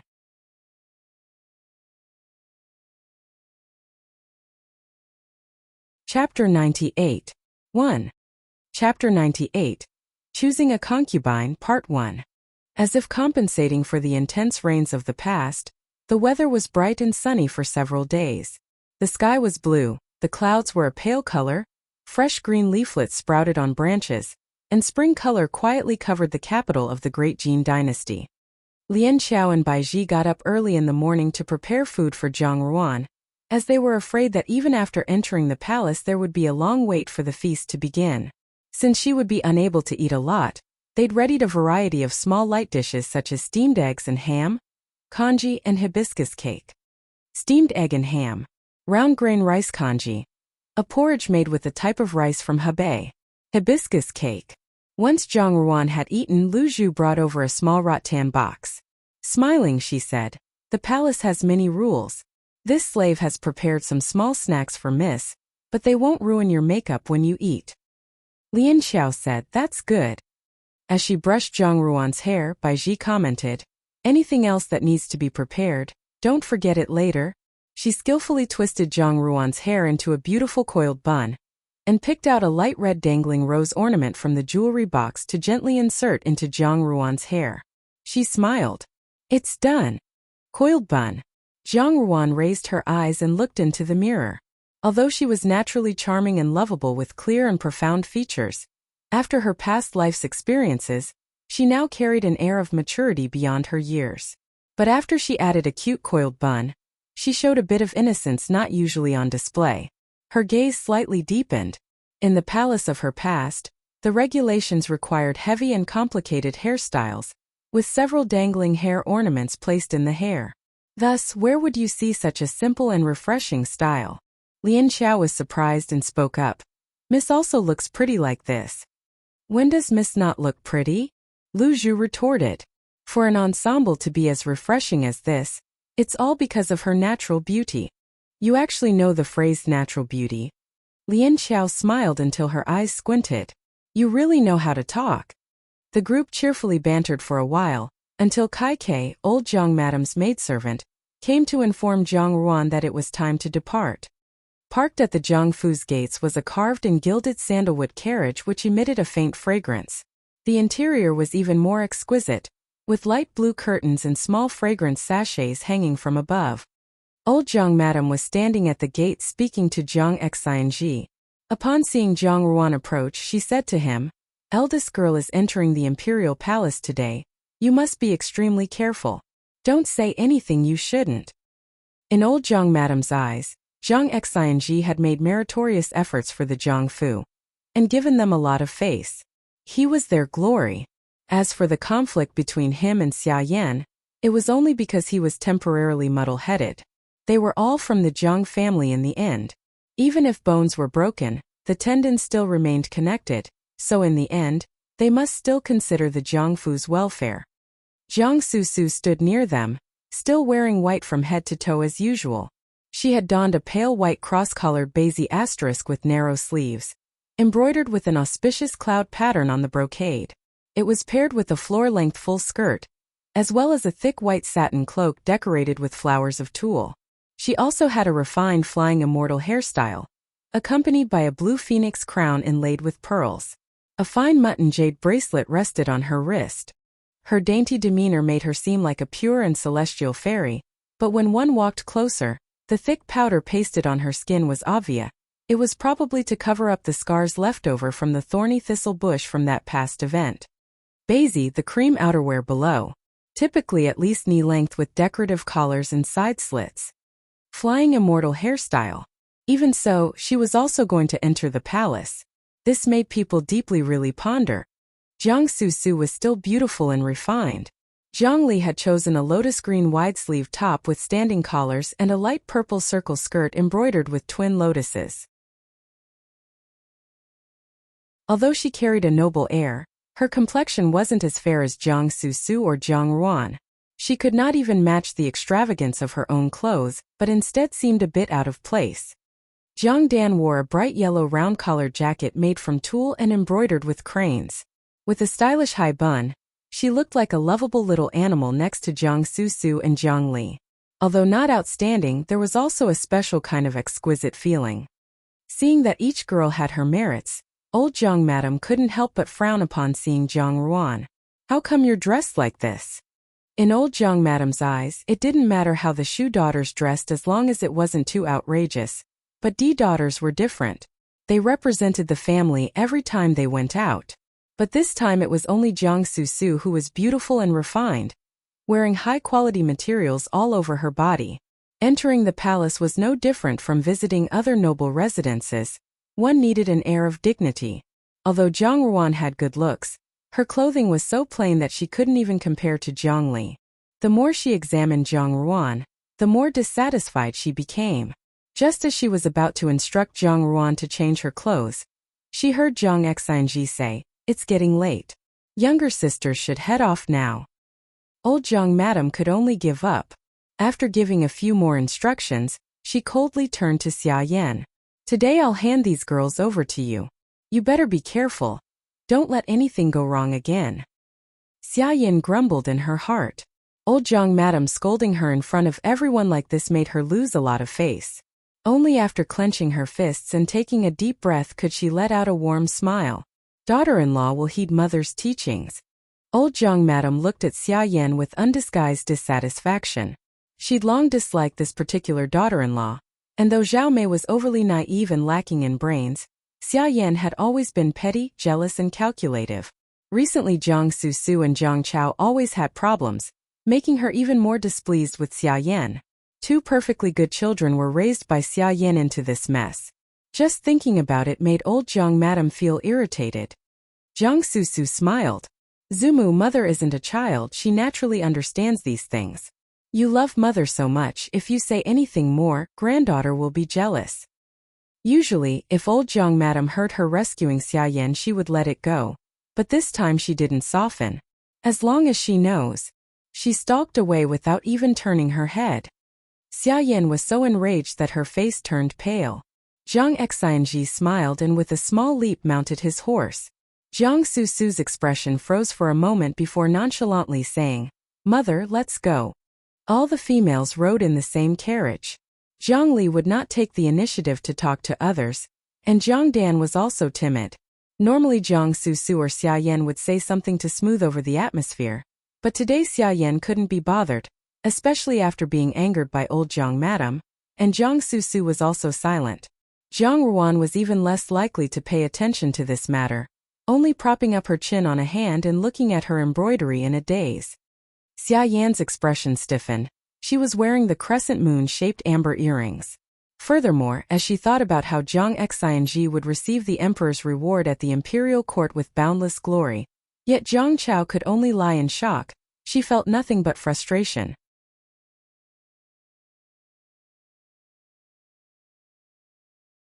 Chapter 98. Choosing a Consort Part 2. Chapter 98. Choosing a Consort Part 2. Unlike the previous times, today's journey was filled with solemnity. After some time, the carriage finally came to a stop in front of the palace gate, and Jiang Xinji was led away by a head eunuch to refresh himself in a side palace while the ladies were meant to follow some court ladies to a waiting hall. Of course, other carriages besides the Jiangfus were also present at the gate. The entire road was filled with high-ranking officials and noblemen's carriages. As the wives and daughters disembarked, they all pointed and gawked at the Jiangfu's carriage. The matter a few days ago had made many waves. Everyone knew that eldest Jiang Miss, who returned at the end of the year, was not to be underestimated, while second Jiang Miss was not at all like a fairy and had made many mistakes. After all, it was in human nature to gossip. Not long after the Jiangfu's carriage came into view, many pairs of curious eyes had turned towards it. A maid lifted the curtains of the carriage, and the first to step down was a young lady dressed in yellow with clear brows and a lovable expression. Immediately following her was a charming girl in light green, who was also quite beautiful except that her mean expression and her ostentatious clothes did not match this. After these two girls came a beautiful middle-aged woman who looked warm and gentle, but for some reason also looked a bit haggard, which compromised her beauty. The woman didn't move away, but rather stayed next to the carriage, waiting for those inside to exit. The surrounding crowd received a shock when Jiang Susu stepped out. Even though her reputation couldn't compare to before, she was nonetheless born with a peerless face that made people comfortable just looking at it. Who would have thought that such a refined fairy would become so depraved? Those who still had doubts were shocked upon seeing Jiang Susu. She had specially dressed up for the day and wore thick makeup to cover the scars on her face. In addition, the clothes and jewelry were all meticulously chosen, so naturally they were very eye-catching. Though the crowd saw the refined fairy, their attention was then caught by a pink silhouette inside the carriage. The very next second, the curtain lifted again, and a pretty figure stepped down. At first glance, the gorgeous peach pink seemed to lack elegance, and couldn't compare to Jiang Susu's appearance. However, when she came into full view and stopped next to Jiang Susu, it became evident that she had her own distinct style such that everyone present there was transfixed by her face and couldn't help but be affected. That face was extremely charming. She had upturned eyes, black brows, vermilion lips, dark eyes, and fair skin. Her beauty was unparalleled. However, her bright face was paired with a single coiled bun, instantly reducing her enchanting air by 3 points, making her appear more delicate. A 3-paneled peach-colored brocade robe and a floor-length skirt with embellished roses, matched with a jacket of metallic golden brocade with silk tapestry of flowers and pearls. Like a freshly bloomed rose with the fragrance of morning dew, it was delicate and unobtrusive. She had only minimal makeup, and there was merely a single rose hairpin in her hair. Her hands had no gaudy jewelry, just a blue bracelet of unusual make. The crowd looked at her, then at Jiang Susu. Comparing the two, Jiang Susu appeared to have caked on too much powder, and her hair ornaments became ostentatious.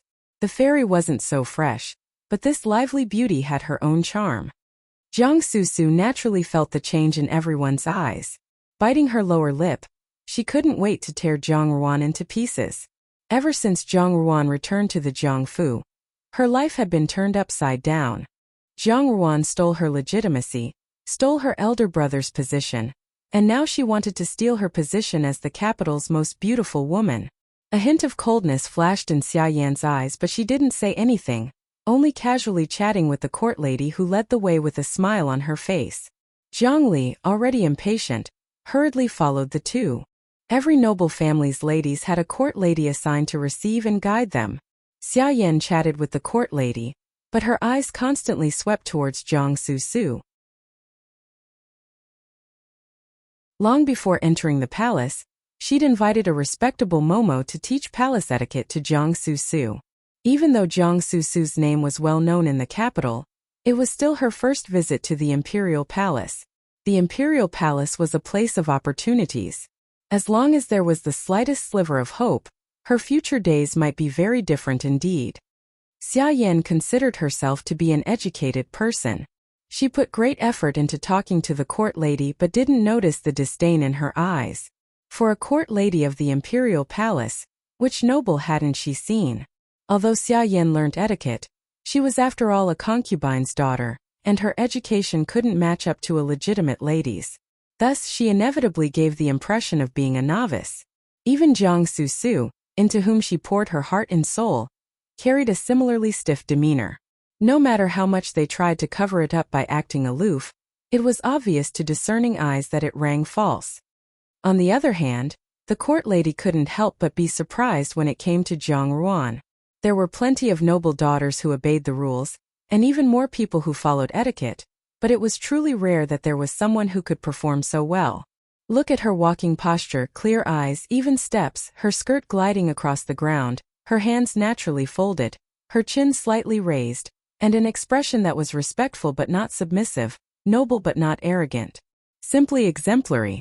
Her every step was steady without fault, and one couldn't see a hint of the usual panic or curiosity most people had during their first visit to the imperial palace. 1,000 emotions were hidden in that beautiful pair of eyes, yet no one could see through them. Her actions didn't resemble those of someone from an official's household, but rather of one who had lived for many years in the complex environment of the imperial palace. Every step and gesture showed familiarity with the regulations. The court lady naturally had no idea that Zhang Ruan had previously lived an entire life in the imperial palace. Back then, when she had just entered the palace, she was often ostracized by the other women on the basis of palace rules, violating a rule here or overstepping a taboo there.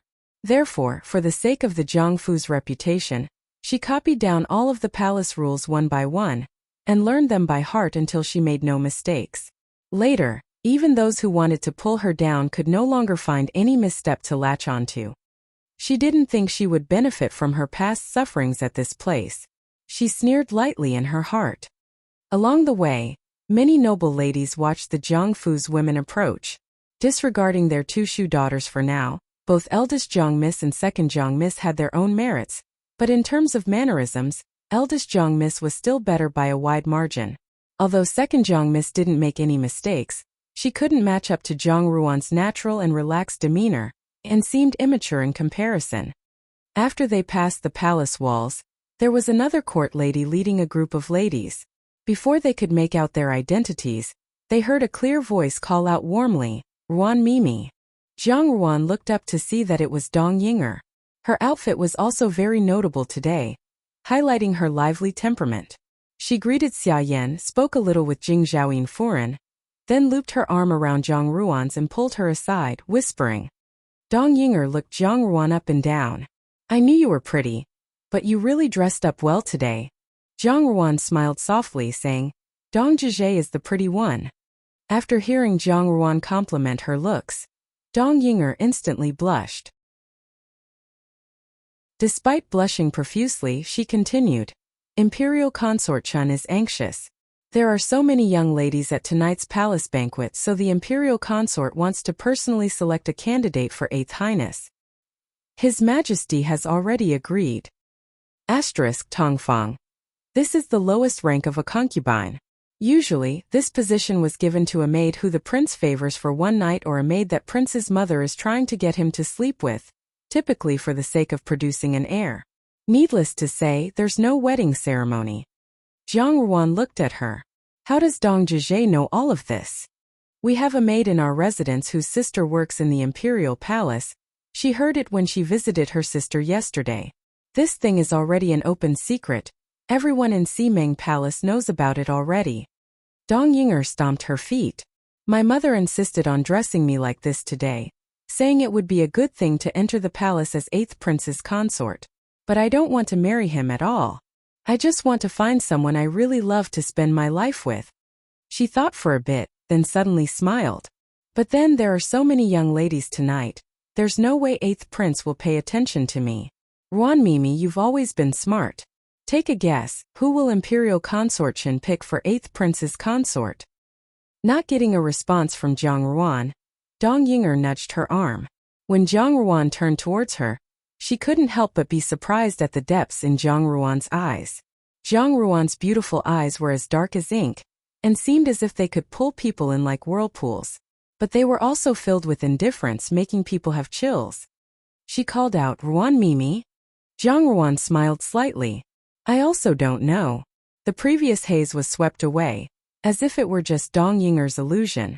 She slowly clenched her hands in her sleeves. So this was what they were planning, so these were Xian Li's thoughts.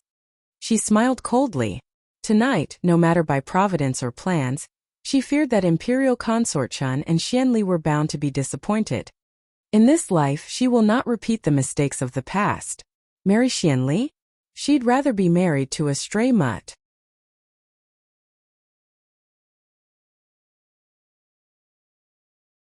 Chapter 99. 1. The Virtuous Empress Dowager, Part 1. Chapter 99. The Virtuous Empress Dowager, Part 1. Yuping Hall was already packed with Furens and young misses. Almost all of them were the relatives of high-ranking officials and nobility. Since there were many nobilities, everyone gracefully exchanged greetings in low voices as they couldn't appear to be either too prudish or too presumptuous. The Empress sat on the high seat in the middle, while to her right, the 4 imperial consorts took their respective places according to their ranks. She was looking at the Furens and young misses below with a smile, occasionally exchanging pleasantries, and looking very cordial. The little eunuch tasked with announcing orders called out loudly, "Minister Jiangfu's Furen has arrived." Everyone's sight turned towards the door in unison. Jiang Quan, the defense minister, had been in the limelight in the capital recently. The reason was none other than eldest young Master Jiang, who had just recently returned to the capital.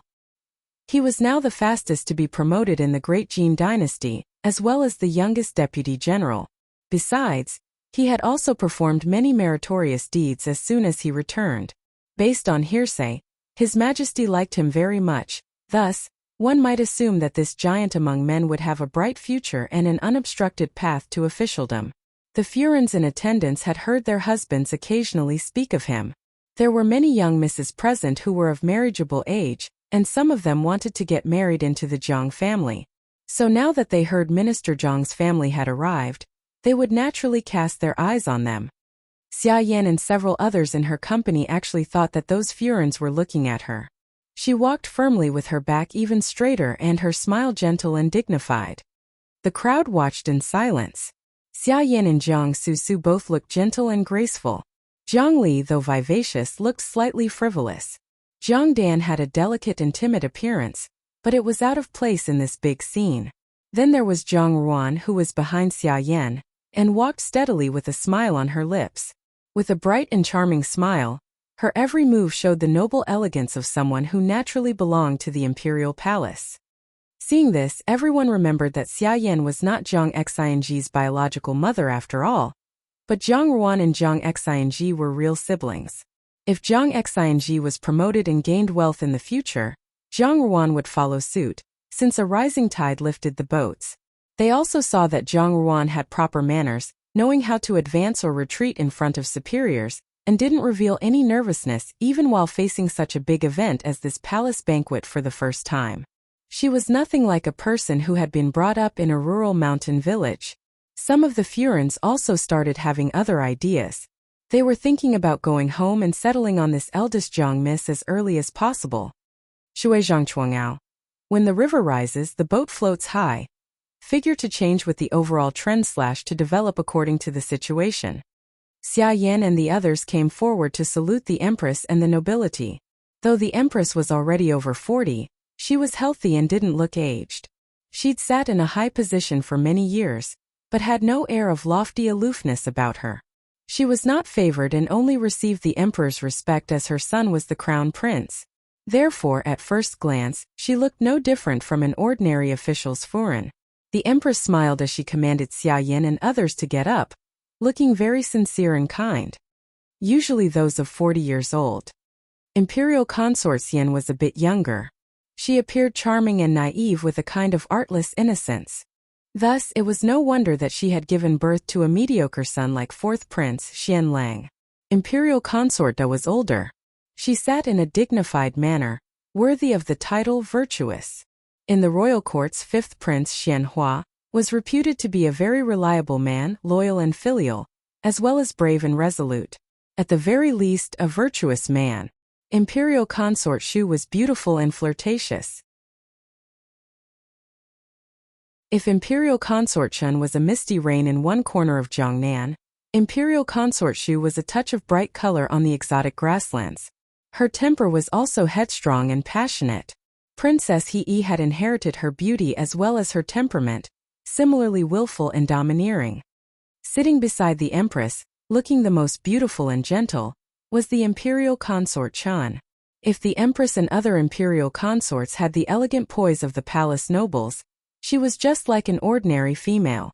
Without the slightest bit of polish, she seemed incompatible with the Imperial Palace. It was as if she had brought this area into the misty reign of Jiangnan. Zhang Ruan kowtowed with a smile, but her heart stayed still at this very moment. Those people sitting at the top were old acquaintances of her past life, though her position had been so humble that she couldn't see these imperial consorts often. However, Imperial Consort Chun was an exception. Instead of mocking and belittling her like other imperial consorts, she had often called her to Ximeng Palace to talk. Imperial Consort Chun always had a gentle temperament, and since she was Xian Li's biological mother, in her last life, Zhang Ruan regarded her like her close friend or aunt, a trusted relative in the cold palace.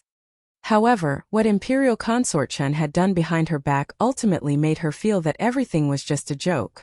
She was like an insidious female snake, hiding a deadly trap behind her gentleness. Imperial Consort Chun and Xian Li were both the same type of people, thoroughly cold to the core. They both used people without any reservation, and after their prey was no longer useful, they would be immediately abandoned and killed. Imperial Consort Chun looked at Xia Yan and others, then suddenly opened her mouth. "You must be eldest Zhang Mississippi. Come up and let Bengong have a look at you." The Empress was startled and glanced at Zhang Ruan thoughtfully. Zhang Li looked towards Zhang Ruan unwillingly, and with unconcealable jealousy, while Zhang Dan bowed her head and dared not look up. Zhang Susu's face stiffened as if she was in disbelief. Zhang Ruan raised her head slowly. As she raised her head, she retracted her smile and put on a slightly indifferent look. Imperial Consort Chen observed her carefully as if she didn't see Zhang Ruan's unhappy look. With a smile she said, "What a beautiful young lady." Seeing this scene, all the Furens around them started talking in low voices. Dong Yinger, who sat by them, was a little uneasy. She recalled her mother saying that Imperial Consort Chen had the intention to choose a consort for 8th prince, so she couldn't help but break out in cold sweat for Zhang Ruan. Zhang Ruan answered indifferently, "Thank you for your extravagant praise, Imperial Consort. Ruan Yang doesn't deserve it." There was no warmth in her words, not even the basic respect, but only an indifferent resistance. Her attitude made Imperial Consort Chen pause. After a moment she smiled more kindly. "Zhang Foreign, does eldest miss have a marriage arrangement yet?" Jia Yin froze. An irrational fury suddenly broke out in her heart. Zhang Ruan again. This Imperial Consort Chen, currently the Emperor's most favored woman in the palace, is inquiring about Zhang Ruan, not Zhang Susu. Were these people blind? Zhang Ruan has the face of a sly fox. With just one look, one would know that she's unruly. And yet, in spite of turning this idea over 1,000 times in her mind, there was not even a hint of it on her face. She still humbly replied, "To answer Imperial Consort, Ruan Yang is still quite young and hasn't been promised to anyone yet." "Ah, that's good." Imperial Concubine Chen's smile became even more sincere. Her flawless and fair face seemed to be covered with a faint mist, and at the moment it was hard to predict her mood. She then spoke with surprise, "Such a lovely young lady shouldn't be married off carelessly. Bengong likes eldest Zhang Miss so much that Bengong would like to set her marriage personally." Her words were too blatant. All the Furens couldn't help showing complicated expressions of surprise and understanding. Imperial Consort Xian looked at Zhang Ruan with interest. Imperial Consort didn't bat an eyelid. The Empress kept smiling faintly, while Imperial Consort Shu opened her mouth to speak. "Chunjie, since it's marriage, it depends on who the young miss likes. As you get older, do you also love to matchmake?" Imperial Consort Shu and Imperial Consort Chen had always been at odds. Imperial Consort Shu disliked Imperial Consort Chen's appearance of taking a low posture, as if she were removed from the desires of mortal life. Of course, more importantly, she was jealous of Imperial Consort Chen's brilliantly talented son, Xianli. Unfortunately, the one crawling out of her belly was a daughter, which meant that no matter how much she was favored, she wouldn't have a son to inherit the throne. Although 5th prince had been popular, Imperial Consort was not favored at all, and was considered to be very low-key. In comparison, Imperial Consort Shu was most annoyed with Imperial Consort Chen. Whenever Imperial Consort Chen said something, she would choke out a reply. Imperial Consort Chen listened to Imperial Consort Shu's reply without anger. She merely looked at Zhang Ruan with a smile and said nothing. Her facial features were innately gentle, and when she looked at her with such a gentle smile, it appeared as if she really loved Zhang Ruan and couldn't bear to part with her. Zhang Ruan's eyes were lowered, so she didn't meet Imperial Consort Chen's gaze. Outsiders saw her as being shy, but no one knew that she was now filled with extreme hatred. For a few minutes they were like experts exchanging blows. All the Furens and young misses present could see nothing. Only Zhang Ruan knew what she was currently thinking. Who said that Imperial Consort Chen's gaze was gentle? It was clearly the posture of a viper that had taken a fancy to her prey. Viper? She had a way to deal with it herself. Xia Yan was very dejected to see Imperial Consort Chen's sincere concern for Zhang Ruan. Thus, her reply was somewhat perfunctory and still revealed her reluctance. In the past, when Master Huiju clarified the false claim about Zhang Ruan being born under a cursed star, people had begun to have doubts about her perceived virtue and generosity. Seeing her conduct now, everyone was all the more sure that she, the defense minister's foreign, was actually a sweet-faced but bitter-hearted person. Otherwise, why wouldn't she be ecstatic and even look somewhat displeased when Imperial Consort Chen especially inquired about Zhang Ruan? Imperial Consort Chen asked a few more questions. Then the Empress waved Zhang Ruan away to withdraw. As Jiang Ruan sat down in her seat following Xia Yan, Dong Yinger got up and sat down next to Jiang Ruan. She whispered, "I was so worried about you just now. Are you all right?" Then she said with some admiration, "Ruan Mimi, you are so bold. I just saw you were not at all nervous talking to Imperial Consort Chun. If it were me, I would have been too scared to speak." Jiang Ruan smiled. "There's nothing to be afraid of. I didn't do anything, so I won't be punished." Dong Yinger hesitated a bit. "But Imperial Concubine Chun seems very fond of you. Does she intend to marry you to 8th Prince?" Realizing that her speech was a bit out of line, Dong Yinger glanced uneasily at Jiang Ruan. Seeing Jiang Ruan's expression hadn't changed, she was somewhat relieved and said, "Imperial Consort Chun is very rarely so attentive to others. Yet, she talked to you for a long time today. Ruan Mimi, don't blame me for being suspicious. I'm afraid all the Furins here have the same thought as me. If that's really the case, what should you do?" "What about it?" Jiang Ruan asked in reply. "It won't happen." Her tone was not as gentle as usual but carried a faint chill. Dong Yinger's heart palpitated when she heard it. It seemed Jiang Ruan was angry and didn't want to marry 8th Prince. She said hurriedly, "Don't worry too much. It's all a wild guess. Maybe Imperial Consort Chun simply likes you. You are still so young now. Even if it's true, there's no need to rush." Her consolation was too weak, and Dong Yinger felt guilty. It's just that from beginning to end, Jiang Ruan didn't show any distinct emotion. She was acting too detached, as if it was someone else's affair.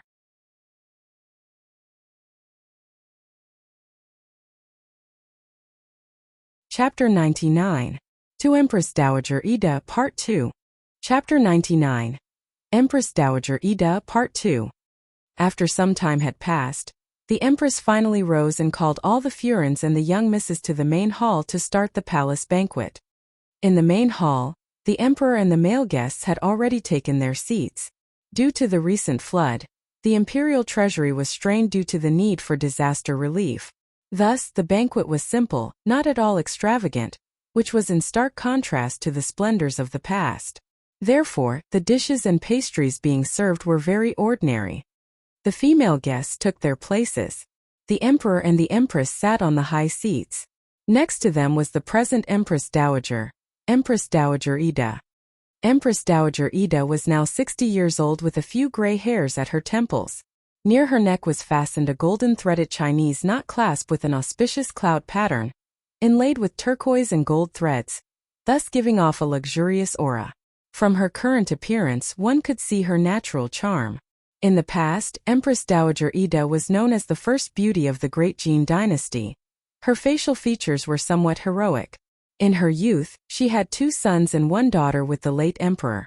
When 8th Prince seized control, she reversed the rebellion and kept the emperor on the throne by sacrificing her eldest son, even marrying off her daughter, Princess Yuanrong, to another country to borrow soldiers for the Great Jin and to assist the new emperor's ascent to the throne.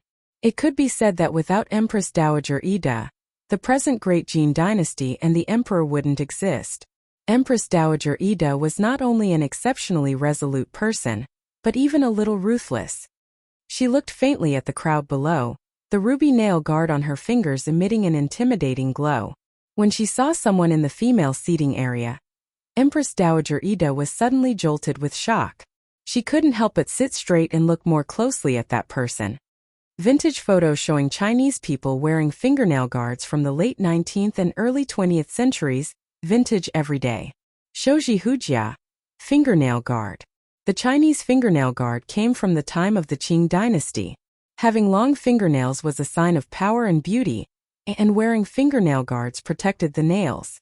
Late Qing rulers pursued a life of great luxury, and a lady took great care to emphasize her nails, as they were a sign of her ability to rely on her servants and to show she did not perform manual tasks. Usually the nail guards were made of gold and gemstones and worn on the little finger and the ring finger. It was a young woman. She couldn't see her face clearly because she sat below. Only the jet black hair at the crown of her head was visible. Her hair was combed into a single bun with a dangling rose hairpin in brilliant colors on top. Her peach pink attire was simple and warm, looking especially fresh and pretty amongst the meticulously adorned young misses of the noble families. Even from a distance, one could sense Empress Dowager Ida's strong gaze, and so she raised her head. When she saw the expression in Empress Dowager Ida's eyes, she didn't panic. After a brief surprise, she returned the gaze with a smile. Her smile was pure and untarnished, with a calmness and composure that didn't match her age. Unexpectedly, this young woman overlapped with another person in Empress Dowager Ida's memory. She resisted the impulse to walk down and grasp that young girl. After the smile, the young girl had gone back to conversing with the young misses around her, as if she didn't notice her at all. Meanwhile, Empress Dowager Ida sat straight on her seat, looking slightly absent-minded. As Jiang Ruan spoke with Dong Ying'er, the corner of her lips curled up slightly. Out of the corner of her eye, she saw Empress Dowager Ida sitting motionless. Jiang Ruan also sensed that the Empress Dowager's gaze remained fixed on her body. Jiang Ruan held the teacup in front of her with both hands and took a sip. Her first goal had been achieved.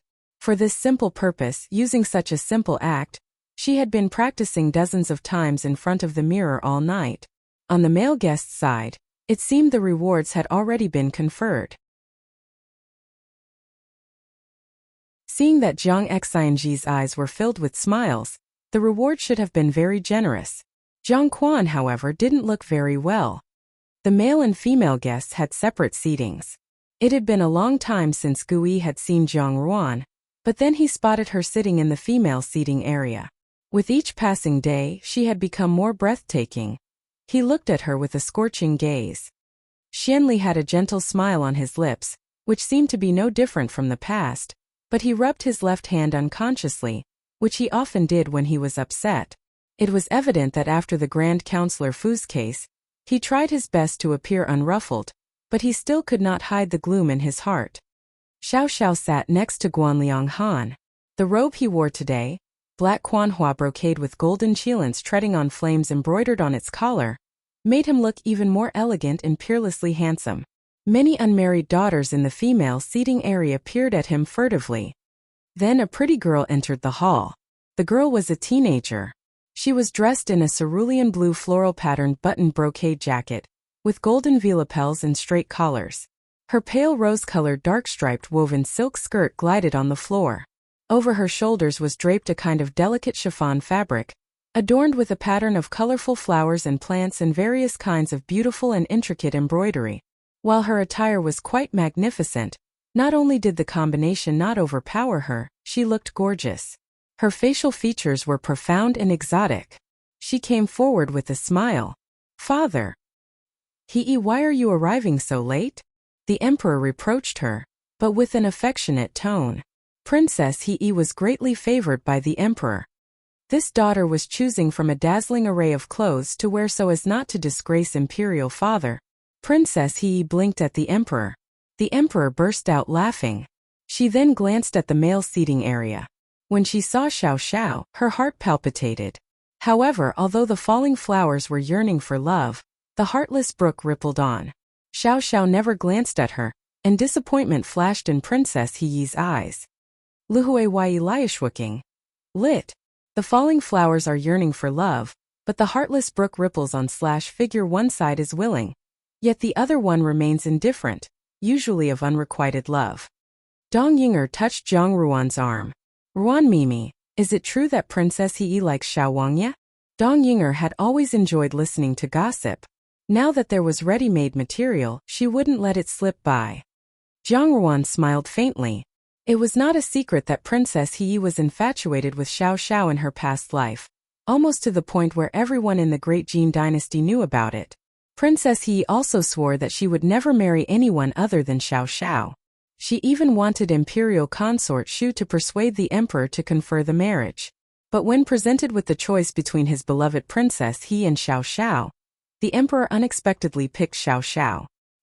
He first asked Xiao Xiao's opinion, and Xiao Xiao, true to his cold and aloof nature, refused. After hearing the news that Xiao Xiao had rejected her, Princess He repeatedly attempted suicide and even went to the Jinying Wang Fu to get an explanation in person. But the other party remained stubborn. At the end of the previous life, Princess He never achieved any results with Xiao Xiao. Jiang Ruan dropped her eyes. What Princess He went through made others feel pity. But she wasn't one of them. In her past life, when she was in the imperial palace, Princess Hee placed many stumbling blocks in front of her. Princess Hee was narrow-minded and jealous. When Zhang Ruan entered the imperial palace, her appearance was the best amongst the group of beautiful women selected for the harem. She was beautiful and charming, and while Princess Hee was also gorgeous, she was unwilling to have anyone steal her limelight. Because of this, Princess Hee often found people to make trouble for her. Once, Princess Hee even slandered her servant girls for stealing, leading to all of the second-class palace maids in her courtyard being flogged to death. That scene appeared countless times in Zhang Ruan's dreams, making her very frightened.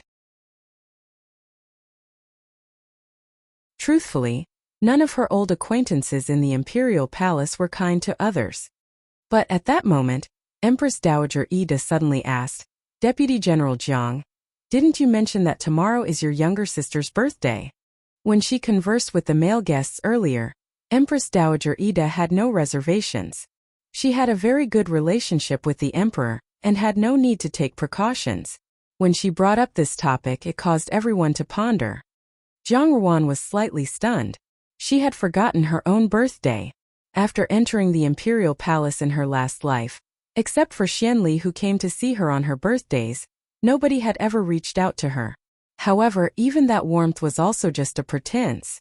Now, in another lifetime, Zhang Xinji even mentioned her birthday to the emperor, which made her have no idea what to think. To answer Empress Dowager, it is indeed so. Zhang Xinji stepped out and spoke. Where is the eldest daughter of the Zhang family? Empress Dowager Ida, after all, was a woman who had gone through the chaotic battles of the kings, and her tone was slightly dignified. Zhang Ruan stood up and replied softly, "Your subject, Zhang Ruan, bows before the Empress Dowager." With this she went on to kowtow.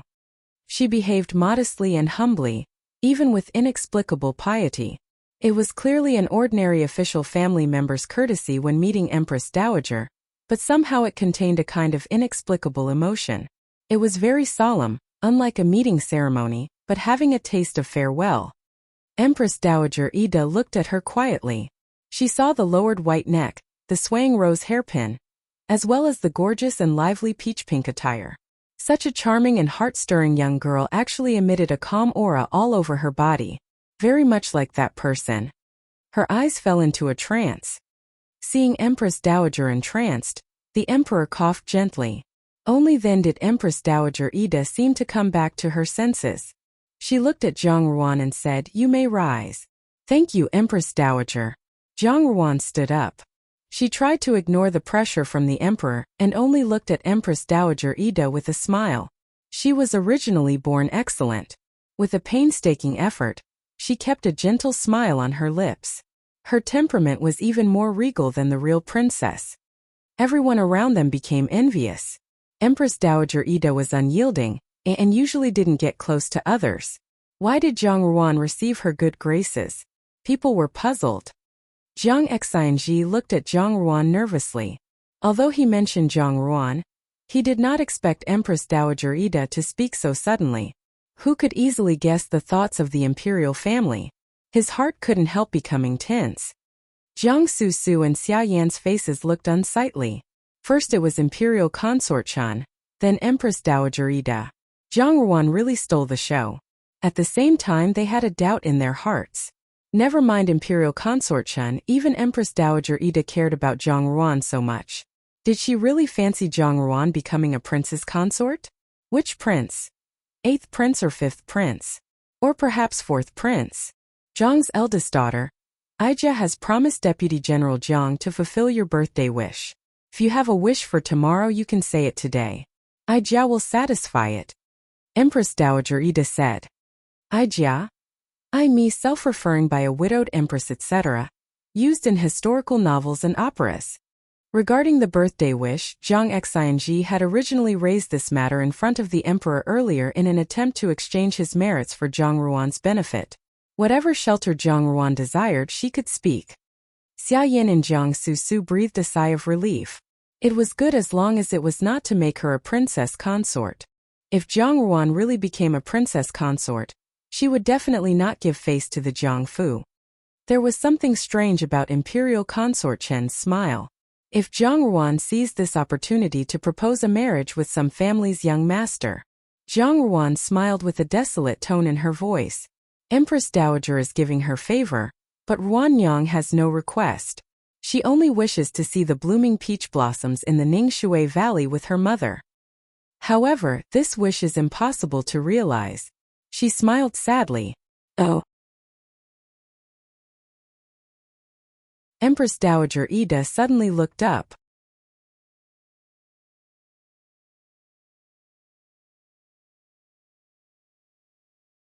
Chapter 100 Reincarnation. Chapter 100 Reincarnation. The crowd was completely dumbstruck. This was such a wonderful opportunity to make any request, so why would Zhang Ruan make such a statement? Xia Yan silently jeered in her heart because she believed that this was merely the machination of Zhang Ruan's to garner the Empress Dowager's sympathy. Even so, there was no shortage of court officials' wives and womenfolk, who upon hearing such words, felt their hearts soften when they thought of Zhang Ruan having lost her mother in her childhood. Moreover, with her birthday drawing near, her heart's desire for the simplest and most ordinary request to view the peach blossom with her mother could not be fulfilled. This was indeed somewhat pitiful. Zhang Xianji had also not expected Zhang Ruan to speak of this. His heart sighed because as an elder brother, even though he wanted to make up for everything in all regards and to let her live a carefree life, a mother would forever be someone that could never be replaced. Most days, although his sister seemed to be steadfast, in truth, she was still an ordinary daughter in need of her mother's love. Over at the Zhao family side, Zhao Guang, Zhao Yuanjia, Zhao Yuanfeng and Zhao Yao gasped in unison, and Su Shi suddenly had tears streaming down her face. She lamented quietly, how could Mayor depart so early, making Ruaner long for her so much? It's so hard not having a mother by a child's side. Zhao Yulong and Zhao Feizhou also sighed. Zhao Yuanping did not, his gaze inscrutable. He did not take Zhang Ruan's heart-stirring reminiscence at face value. Honestly, in Zhao Yuanping's eyes, Zhang Ruan was a focused, goal-driven kind of person. There was always a rationale behind all her actions. Moreover, all her goals seemed to have a strange tendency to be long-range with a futuristic objective. So for such words to be said by her were indeed unfathomable. However, for Zhang Ruan to do something that seemingly looked simple, in the end, it would prove to be a vital piece in her whole scheme to attain her goal. Besides, in Zhao Yuanping's heart, Zhang Ruan was not one to act impetuously. Thus, concealed within what she had just said, there had to be some hidden motive. But what could that be? The Xia family, upon witnessing this, scornfully disdained her in their hearts. Especially Xia Jiao, who was silently cursing Zhang Ruan with a torrent of abuse, as if she was the only vixen who knew how to stir and manipulate the emotions of an audience. The Xia family was especially displeased because there were quite a number of young men with families who were present that were more protective and tender towards the fairer sex. Seeing a beauty downhearted, their protective instincts were naturally stirred. In particular Gu Yi, whose heart was about to be melted by Zhang Ruan's frown. Seeing the situation, Guanliang Han said to Xiao Xiao, "What's up with the Gu family's young lad? From the looks of it, has he also taken a liking to that girl?" Emotsong clicked his tongue in wonder. If a beautiful young lady is in the family, countless families will go up to ask for her hand in marriage. Deputy General Zhang has recently gained substantial influence, and this eldest Zhang Miss, who was originally nothing out of the ordinary, has now risen like a boat rising on the high tide. This is indeed a fine thing. After saying that, he casually asked Lu Min, who was by his side, "Lu Darren, do you agree with me?" Lu Min randomly replied with a few sentences but seemed to be absent-minded. Ever since the emperor had appointed him as Shuang Yuan, he had trusted him greatly. It seemed that he did not have to put in much effort to be promoted to a third-rank official. If Zhang Xianji was the fastest promoted military official of the Great Jin dynasty, then he was the fastest promoted civil official. This was originally a good thing. However, the deeper he entered the court, the more he found it difficult to cope. Many envious people secretly set traps for him, and there were also others who fawned over him without sincerity. Every day he had to face the public with a fake mask. This was not the career that Lu Min had desired. Zheng Sanpin, the old Chinese bureaucracy, was divided into civil and military positions. both having 9 grades or ranks. A third-rank official was considered a high rank. Oftentimes during this juncture, he would think of the stranger whom he had communicated with through letters while he was at the Imperial Academy. That person had also told him about the path of an official, but back then he had only felt that the other party was too smooth and sly, not all that upright and honorable. Yet now, he felt that this person had both an intelligent and astute outlook. However, that person had never appeared again. Xiao Xiao scrutinized Zhang Ruan's every action carefully, and he also took into account the Empress Dowager's despondency. He also had a trace of doubt in his heart, but he did not let this show on his face. Instead, he leisurely sipped his tea while sitting by himself, appearing quite aloof, thus causing a group of womenfolk to look at him with some infatuation. The Empress Dowager finally came back to her senses and said, "What kind of wish is this? I would like to hear your reason for it. Of all the multitude of things in this world, nothing can surpass having your beloved family members stay harmoniously and happily by your side." Zhang Ruan smiled faintly as she replied. However, this subject and her mother have long been eternally separated, and will not have the opportunity to view the newly blossomed peach flowers in Ningshui Valley together in this lifetime. Ruang Yang simply regrets that she did not view the flowers with her mother, while her mother was still alive. There is nothing that can possibly make up for this lifetime of regret. With her every word, Empress Dowager Ida sat up straighter, even though she did not reveal even a hint of what she was feeling in her expression. However, Zhang Ruan knew that Empress Dowager Ida was listening intently to her words. Truthfully, everyone knew that Empress Dowager Ida was ruthless, for even her own son and daughter had been used by her.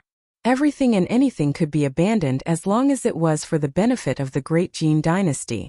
At that time, Princess Yuanrong was in the springtime of her youth, and already had a sweetheart. Hence she was unwilling to be married off to a faraway, foreign land.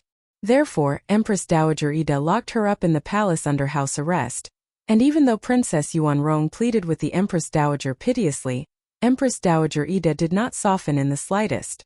In the end, Princess Yuanrong had no choice but to be married off to that distant country, but within 3 years, she had died there due to extreme anxiety. Yet, Empress Dowager Ida didn't even allow Princess Yuanrong's body to be transported back. Thus, Princess Yuanrong could only sleep in the land of that foreign country forever. Every single person who knew of this situation at that time regarded Empress Dowager Ida as being excessively ruthless, to the point that she would even treat her own flesh and blood daughter so cruelly. However, in her previous life, Zhang Ruan had heard from Xian Li's own mouth that Empress Dowager Ida was not at all such a cold-hearted person. In fact, she viewed her 3 children as being of utmost importance. At that time, the eldest prince had met with an accident and died, and she had been powerless to do anything about Princess Yuanrong's marriage arrangement. On the day of the marriage, Empress Dowager Ida had shed an entire month's worth of tears in Xianing Palace. When news of Princess Yuanrong's death had reached them, Empress Dowager Ida had even wanted to follow her into death. Were it not for the fact that the then emperor's grasp on his throne was weak, and he needed her support, Empress Dowager Ida would not have been able to live on, no matter what. The most beloved in Empress Dowager Ida's entire lifetime, and also her greatest regret, was Princess Yuanrong. Xianli had once tasked someone to carefully investigate the events of that year. Because Empress Dowager Ida had done so much for the emperor's throne, Xianli had found a woman whose features and figure resembled that of Princess Yuanrong to enter the palace as a companion reader, and specially briefed her. Not long after she had entered the palace, that woman had accidentally been seen by Empress Dowager Ida, who called her to come to Xianing Palace as a messenger. After a few days, that woman had become Junju. But then, not long after that, Empress Dowager Ida suddenly passed away. Bandu Lit. Companion reader. The scholar who taught the children of the rich in the old days, or a person of similar age who accompanied the children in their studies. Also the official name of the person who accompanied the emperor's nephew and grandchildren. Junju. Princess of a commandery or princess of the 3rd rank.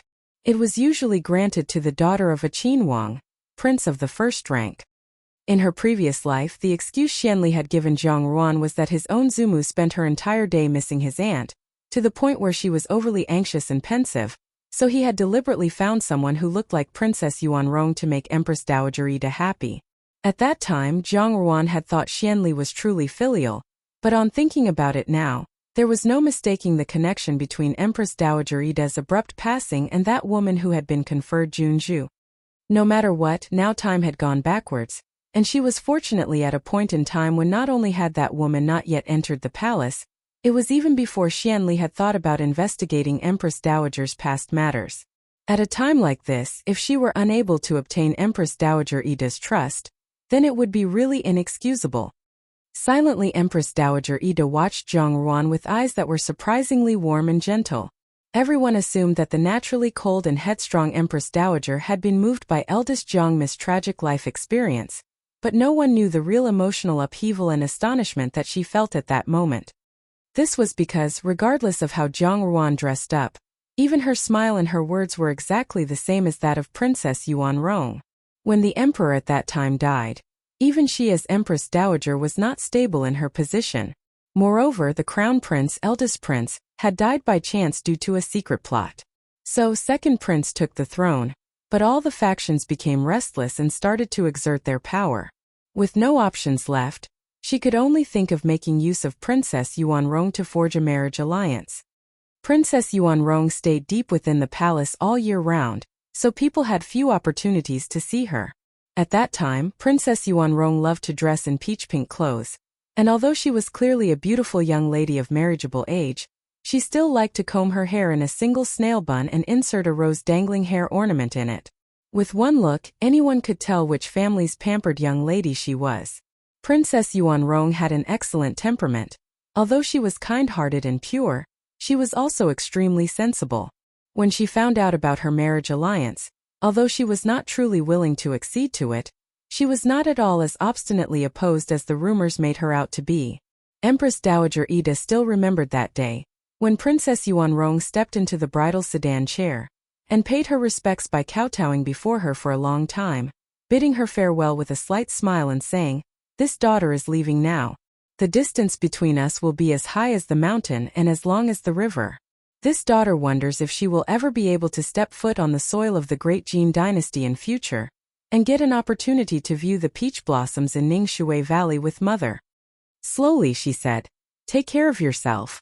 Every time Empress Dowager Ida remembered the way Princess Yuanrong had said farewell, she felt an incomparably sharp pain in her heart. Afterwards, just as Princess Yuanrong had said, the mountain was high and the river was long, and the two of them, mother and daughter, were forever separated, never again to be able to view the newly blossomed peach flowers in Ningshui Valley. Today, Zhang Ruan had dressed up in exactly the same way as Princess Yuanrong. The way she prostrated herself at length gave rise to familiar feelings, and her words reminded Empress Dowager Ida of the voice and smile of Princess Yuanrong, whom she had last seen decades ago. She suddenly closed her eyes and took a deep breath. Almost all the people who knew about the events of that time were now no longer in the imperial court, and no one could have overheard the softly spoken words which Princess Yuanrong had uttered to her. At present, Zhang Ruan was only a little older than Princess Yuanrong would have been then, so it was impossible for someone to have intentionally told her to speak this way. Too much time had passed. The longer she looked at Zhang Ruan in her mind, the more she resembled that person. Was reincarnation possible on this earth? If so, had Princess Yuanrong returned in the form of Zhang Ruan? Empress Dowager Ida did not know that Zhang Ruan had in fact been reincarnated, but not as the kind-hearted and sensible Princess Yuanrong, who had sacrificed herself to benefit the kingdom. She was the reincarnation of that weak and ignorant Zhang Ruan, who in her previous life had been hoodwinked until her entire body was covered with blood, and tears flooded her life. She had been reincarnated into this lifetime's Zhang Ruan, who could talk cheerfully and wittily while secretly killing people like flies. What goes around comes around, and karma was real. What Xianli had told her in her previous life had become her best weapon to deal with Xianli in this life. The longer Empress Dowager Yi remained silent, the more people thought that she was experiencing grief in response to Zhang Ruan, this pitiful young lady from the Jiangfu hardship-filled life. When Princess He observed Empress Dowager Ida's reaction, displeasure showed in her eyes, and the look she directed towards Zhang Ruan was somewhat sinister. Jiang Susu's face was pale. She had always been fair, but this time she looked like a sheet of snow-white paper, and her usual elegant and refined features had become dull and insipid, as if she had deteriorated due to some illness. When Imperial Consort Chen noticed that Zhang Ruan was not taking the opportunity to put forward further requests, the slight smile on her face became even more gentle, and it encompassed both sympathy and consolation. She was just like a girl walking by the side of Jiangnan River, who accidentally saw an injured rabbit and scooped it up in her hands with a tremendously loving yet distressed look. She said, "Pitiful child, this person has already passed on. You should look instead to the future." The future? Of course she would look to the future. Zhang Ruan lowered her head slightly. In future, she would make it so that all these people would collapse and be destroyed, bit by bit, to become a sacrifice for vengeance. "Many thanks to Imperial Consort for your care," Zhang Ruan replied. Rather, Bengong has suddenly thought of a matter. Imperial Consort Chen smiled toward the emperor. "Your Majesty, this concubine once looked upon this eldest Zhang Miss and had thought that she was good. A proper sense of propriety, extremely courteous, and thus this concubine has always been quite fond of her. Now, after hearing her words, my heart feels extremely distressed too. Would the emperor please grant a wish for this concubine?" "What wish does my beloved imperial consort have?" The emperor was a person of the highest status. He did not have an excessive tendency to be merciful. As for his memories of Princess Yuanrong, they had already become completely faint, so for him, there was nothing special about Zhang Ruan. Hearing this inquiry from Imperial Consort Chen now, he had just chosen to ask in passing. Imperial Consort Chen smiled as she took a glance at Zhang Ruan. With such a clever and lovable child, this concubine does not know if there would be any good fortune to have her become this concubine's daughter-in-law. Silence. There was complete silence amongst everyone at the feast. As for Jiang Susu, who had been listening to Imperial Consort Chen below them, at that moment, her complexion had become deathly white that even her lips had turned wan. Her entire body was teetering on the verge of a collapse, as if she was about to fall backwards. Fortunately, soundlessly and discreetly, Xia Yan had supported her by her side.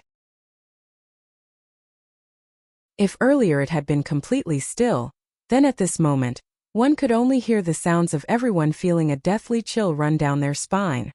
To go as far as to propose for her to be the princess consort. Although Jiang Quan's status was not low, for Zhang Ruan to be 8th prince's consort was still somewhat of a social climb for her. If she was to become a concubine, then that would still be good enough.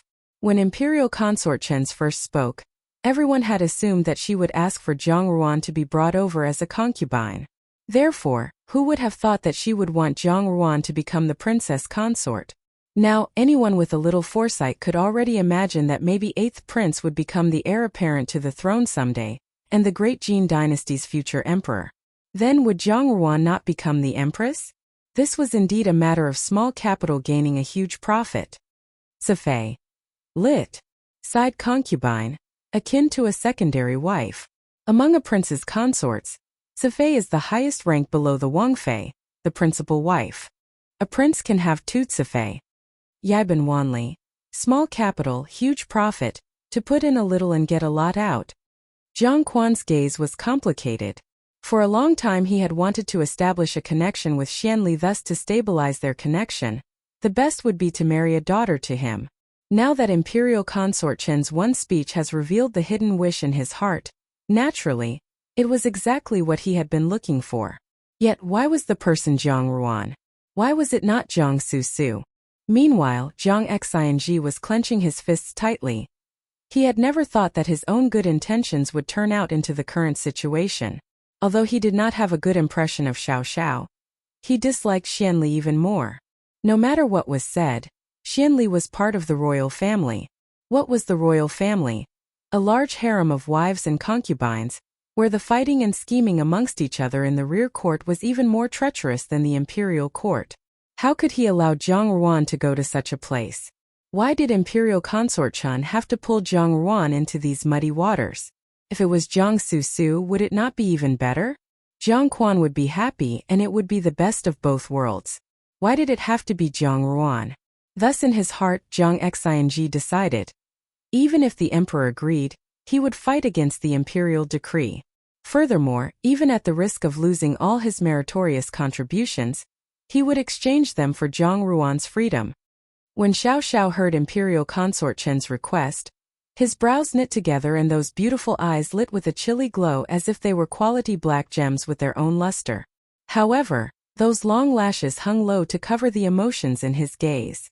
One could only feel the change in his temperament around him as it became even more cool and frigid. As he raised his gaze to glance at Zhang Ruan, he saw her lowering her head slightly without being able to see the expression on her face clearly. Xiao Xiao's heart stirred. After all was said and done, Zhang Ruan was still only a young lady in her early teens. With how badly she hated Xianli, even though he did not know why, he was sure that she would definitely be unwilling to be married to Xianli. However, Imperial Consort Chen was the emperor's favorite consort. If the emperor agreed to her request, Zhang Ruan would not be able to resist his imperial decree. His heroic brow was tightly furrowed. In reality, it was not as if there was no way out. If he came forward at that moment to tell the emperor that he wanted to marry Zhang Ruan, she would be able to escape the fate of being married to Xianli. But Zhang Ruan might not necessarily want to be married to him. Xiao Xiao had taken over the genie guard and all year round, he would be out and about. Thus, he too seemed to have been infected by some of the habits of those who roamed in the Jianghu. However, he still understood the customs of those younger aristocratic brothers in the capital. He understood what marrying signified for a female, and with his temperament, he had no intentions of getting married in this lifetime. Zhang Ruan was his benefactor that saved his life. Even if this benefactor of his was now only in her teens, if she was met with danger, then he would acknowledge his initial promise and take on whatever the risk to help her. Only, for her to swap from the 8th Prince Fu to the genieing Wang Fu, would Zhang Ruan truly be willing? Imperial Consort Shu suddenly laughed. Why did Jie recklessly match two ill-fit mandarin ducks, figurative speech for a happily married couple, together? Leaving that aside, does His 8th Highness know of this matter? Not to mention, eldest Jiang Miss is also the daughter of Minister Jiang and the pearl of his eye. Thus, why has Jie not asked? Is eldest Jiang Miss willing to marry His 8th Highness? With this measure of a tit for a tat, Imperial Consort Chen's brows wrinkled minutely as she turned to look at Zhang Ruan. Her tone was all the more gentle and amiable. It was Bengong who neglected this point. Miss Jiang, do you look favorably upon my family's little 8? This question was asked amiably and charmingly, as if this was the common teasing fun of a foreign from an ordinary family. Yet, Zhang Ruan sneered silently in her heart. This question of Imperial Consort Chen's was certainly asked splendidly. What could she say? If she said no, then she would imply that she did not look upon Xianli favorably. If this was said in front of all of those present, then the first person to not spare her would be the emperor. Yet if she said she liked him, then wouldn't that be her directly jumping into the fire pit that someone had dug for her? Everyone present held their breath as they waited for Zhang Ruan's reply. All of the womenfolk were naturally feeling indignant. Amongst the menfolk, these gentlemen, Gui Jiang Xingji and many others, hated that they could not rush forward to immediately bring Zhang Ruan out of this spot of trouble. Dong Ying'er and Zhao Jin inwardly felt a chilly pinch of sweat on Zhang Ruan's behalf. If their words could be taken into account, they naturally knew that Zhang Ruan had no intentions of marrying into the royal family. Zhao Guang felt a tremendous jolt in his heart. They had just recognized this granddaughter, yet so quickly, she had been drawn into this struggle of vying for the position of a main wife. For the first time, Zhao Guang felt his own helplessness. He did not dare to bet on the entire General Fu to help Zhang Ruan resist the imperial decree. Even if at this very moment his heart was bleeding, he could not do so. Su Shi, who had followed suit with the family to the seats for the womenfolk, had almost twisted and wrung the handkerchief in her hands into shreds, and her eyes were also filled with grievance. Zhang Ruan looked highly embarrassed, and did not immediately respond. This? She lowered her head even further, but in her heart, she was silently counting. Imperial Consort Chen's smile became even deeper. Since she is such a shy child and this concubine sees that this is an extremely good marriage, is the emperor willing to bestow this marriage? The emperor watched everything with a pleasant expression, and it seemed as if he did not have any objections. Xiao Xiao's expression was cold and aloof. After thinking for a while, he was about to stand up to request for marriage from the emperor while holding a teacup in one of his hands. Then unexpectedly, just as he was about to stand up, he heard a cold and harsh voice say, "Ijia is not willing." Jiang Ruan counted till 3 in her heart, and upon hearing those words, she hooked her lips into a smile. Then she slowly raised her head and, using the same tone as that person, said firmly, replying to Imperial Consort, "Ruan Yang is not willing." Zhe. You're tuning in to the Li Mei's Wuxia Whispers YouTube channel. We're so grateful for your support, and don't forget to subscribe to join us on this incredible journey through captivating stories. Your generosity through donations truly makes a world of difference, as it's the primary source of revenue that allows me to expand and enhance this channel for you. Thank you from the bottom of my heart for being a part of this adventure.